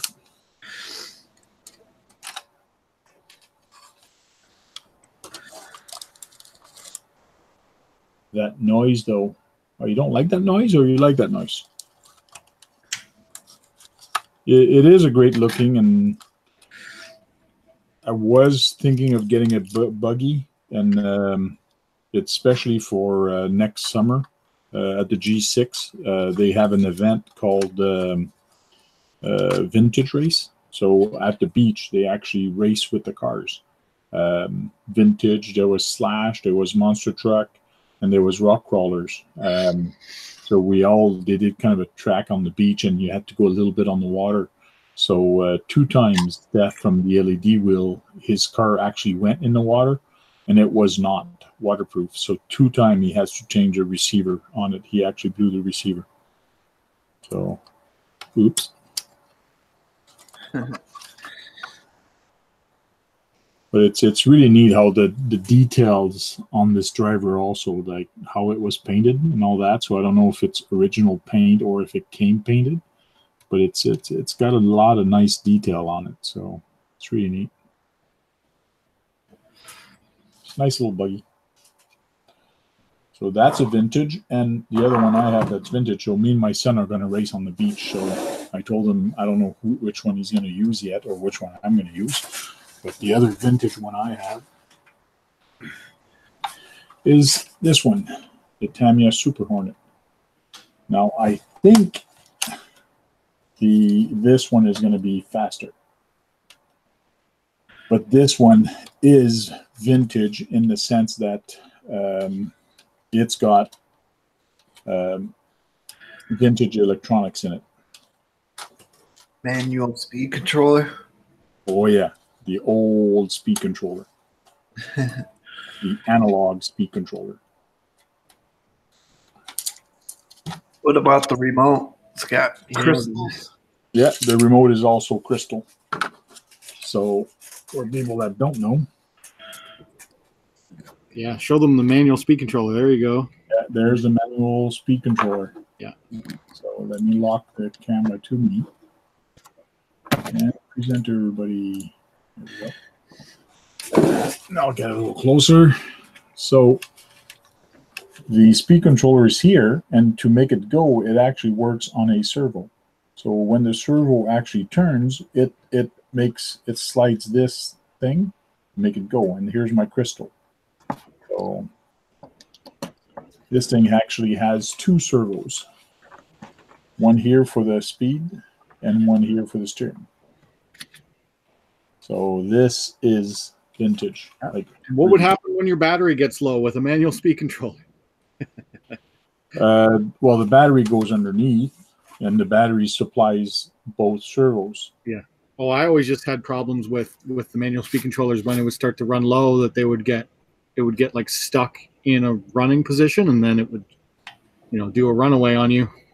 Yeah. True. So last time I took this out and did a video with it, I noticed it wasn't that fast. It was wasn't fast anymore. So I don't know if it's because of the motor, the speed controller is dirty, or it's gone, or whatever, or is it the motor that actually is failing? So I was going to do a motor swap and actually try it to see if I can't make it go faster, because I believed it used to be faster than what it was last time I took it out. So But what's neat with it is the driver is actually just ahead, is actually just screwed onto the top. But there's actually nothing. Like it's kind of weird how they've done it. So, but this is my first RC that I ever bought. And when Sebastian was 2 years old, this was on the top of a shelf in my office. And my son goes, "Daddy, what's that?" So that's when I took it out and I showed him. That was the first time I showed him RC, and he goes, "Oh, cool." So, and that's my story.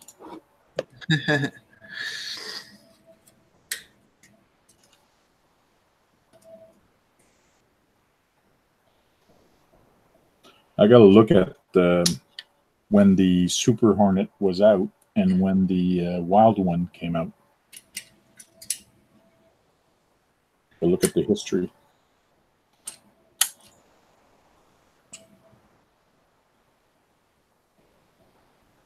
And even this one has a heat sink on it at the back for the motor.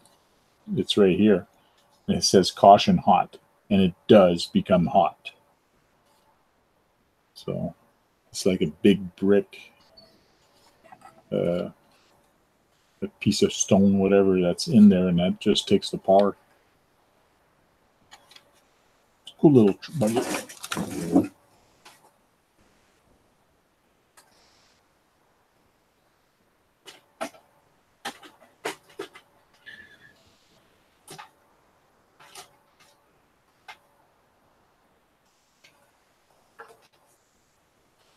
And that's my last one. That's my last vintage buggy. So this is an RC10. So. Oh, nice. Is that the gold chassis? No, this one does not have the gold. The gold is a little bit older. I think it was the year before this one. Okay. So I did some research. I found the year a while back because you can find a lot of history on them, especially with the front shocks, what color they are, and so on. You can determine what year it was. So this one, I was lucky. I found an old Tekin ASC, and I put that in there. So that's a Tekin G10, which is about the same year also. That's really old. And I put an old motor on there. And the ESC is so old that it does not have reverse. So it's probably one of the first electronic ESC that they had. Quick tune setup. So cool little car. I gotta find a rear wing for it. Somebody gave me a wing. He says, "Here's a wing for it," but there's no way to attach it. So I don't know how to attach that wing. It's. I guess I gotta do some research.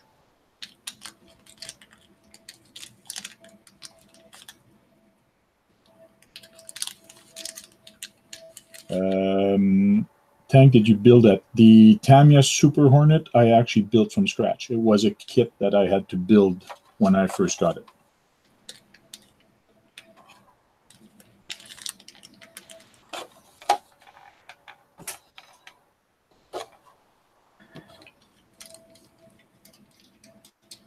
Night Blazer, good night, everyone. Okay, good night, bud. Thanks for dropping by. Good night, bud. Yes, Bill, Runaways was real back then, yeah. You really had to be careful. Because when your power went low or you went too far from your transmitter, the car is going. Yeah, that's right. That was the other thing. If you would lose signal a little bit, then it would either jitter or it would get stuck in that position, and it'll just keep going. There was no fail safes back then. It was just, it would just take off on you. Yeah. I was actually lucky for this RC10. It was in good shape. Well, it was pretty much all like it is now, but with no electronics. It was just a roller. And I had an old motorcycle. It was a Yamaha DT 175 sitting in the rear of my shed. and it's been there for 15 years, like just falling apart, and just like I took the motor apart to rebuild it and never rebuild it, but I still had all the parts.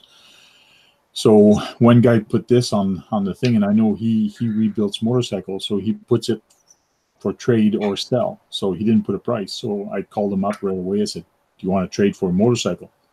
Because I'm not using it." So he said, "Sure." So I traded a motorcycle for this RC. So it cost me nothing. So other than the motor I got, It cost you a motorcycle. Right. it cost me a motorcycle, but I wasn't using that thing, and I was probably going to junk it anyways. So that's a fun. But this thing is a blast. Like for drag racing, this thing is fast. It's cool. It's straight as a bullet, and it's just hugs the road. It's really neat.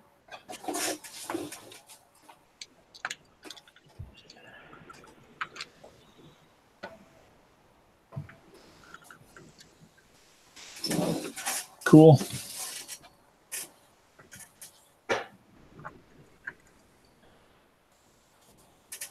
Hey Tank, can you showcase my Losi LS2? Let's go see what it looks like. Go to channel.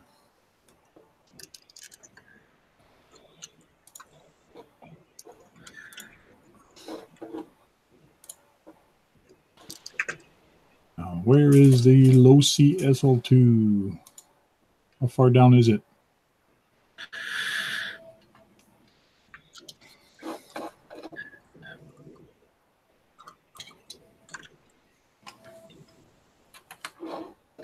If I can do a search on your channel.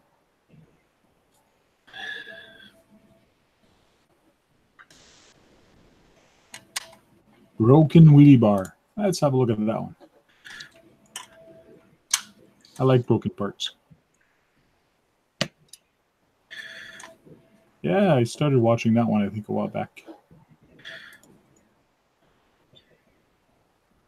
What is that store? Is it the back of a Costco or a Walmart or something? I don't know, but he has that in every video. I don't know where that is. Tostitos. Tostitos? Yeah. Oh. So what size is that? That's not a 1/5, that's a 1/10? Yeah, do they still make that? I mean, it looks newish, but I don't recall that model. I'm not familiar with it.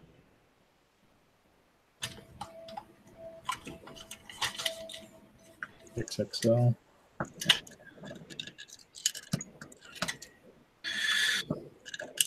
Back clip's easy. Well, it's got a short wheelbase, so it reminds me of the Savage a lot. Looks like it's got some fat shocks on it. Yeah. It says it's somewhat recent. It's a 1/8 scale.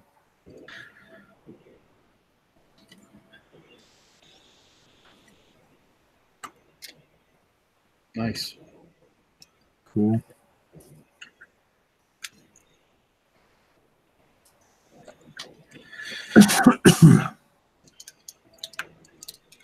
Yes, I remember of it being a gas version also of that.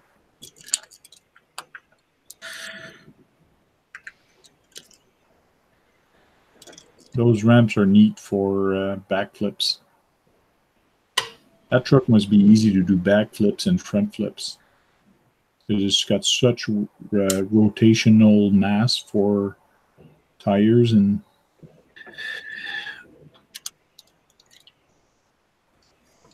that's a Nod frame.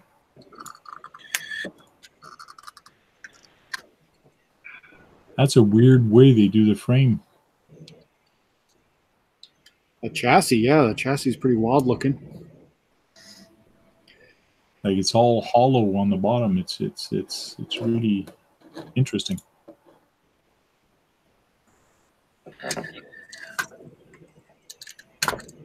Oh, here comes the donuts again. Darn. While he's doing donuts, we gotta cut the video short.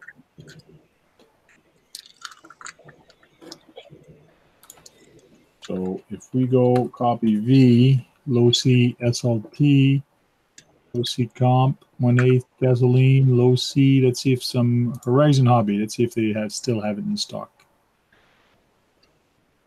This one's a gas one. It looks like a fun truck. AVC.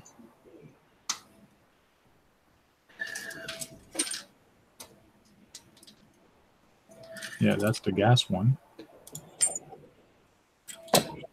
There's a chassis under it, which is kind of weird. Yeah, it's a lot of exposed things. Yeah. So the batteries, because it's a gasser. Oh, that's why it looks like that. It's because they use the same chassis for the gas and the electric. Yeah. Let's see if I can't find the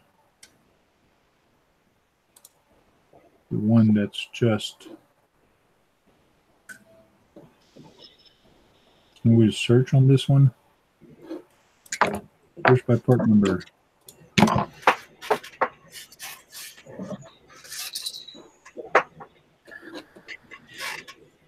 There's an X-Max on the front page. That's weird. Bunch of parts. I want the whole truck. Come on. Tires, body, car, truck, accessories.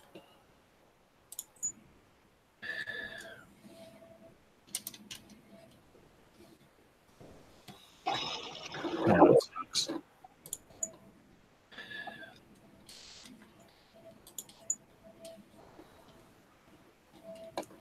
Want the electric one.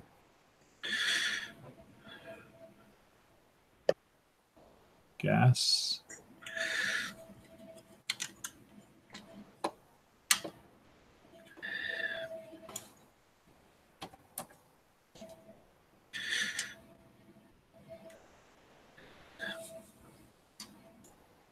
Horizon. Electric 4-wheel drive monster truck. There's the electric one. Now, do they have a price on it? Discontinued, it says in the corner. Yep, discontinued.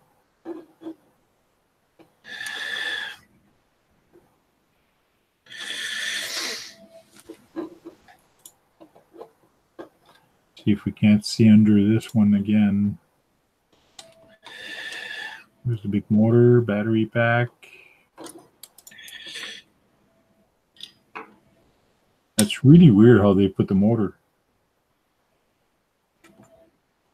It's got a weird design, yeah. Interesting.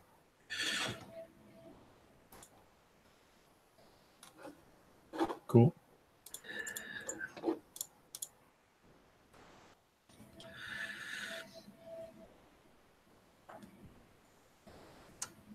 I believe I saw it a while back because I really love Losi and all the trucks that they've been coming out with. They're a good brand, but expensive brand.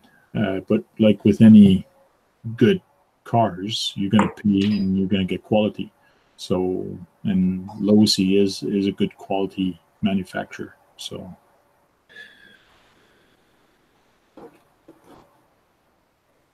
Cool.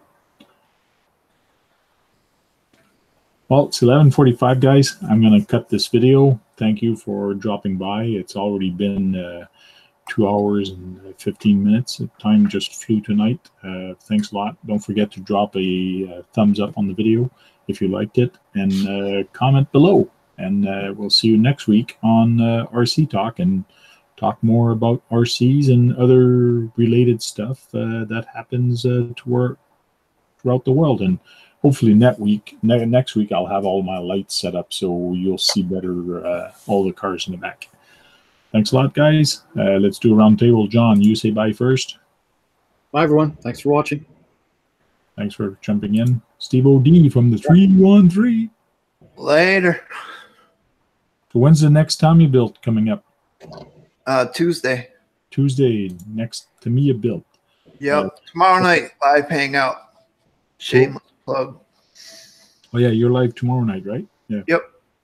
I'll try to be on that one. Last week I couldn't make it on, but I'll try tomorrow. No problem. Cool. Thanks for jumping in, guys. Really appreciate it. Good night and have fun with the RCs. That's what I do.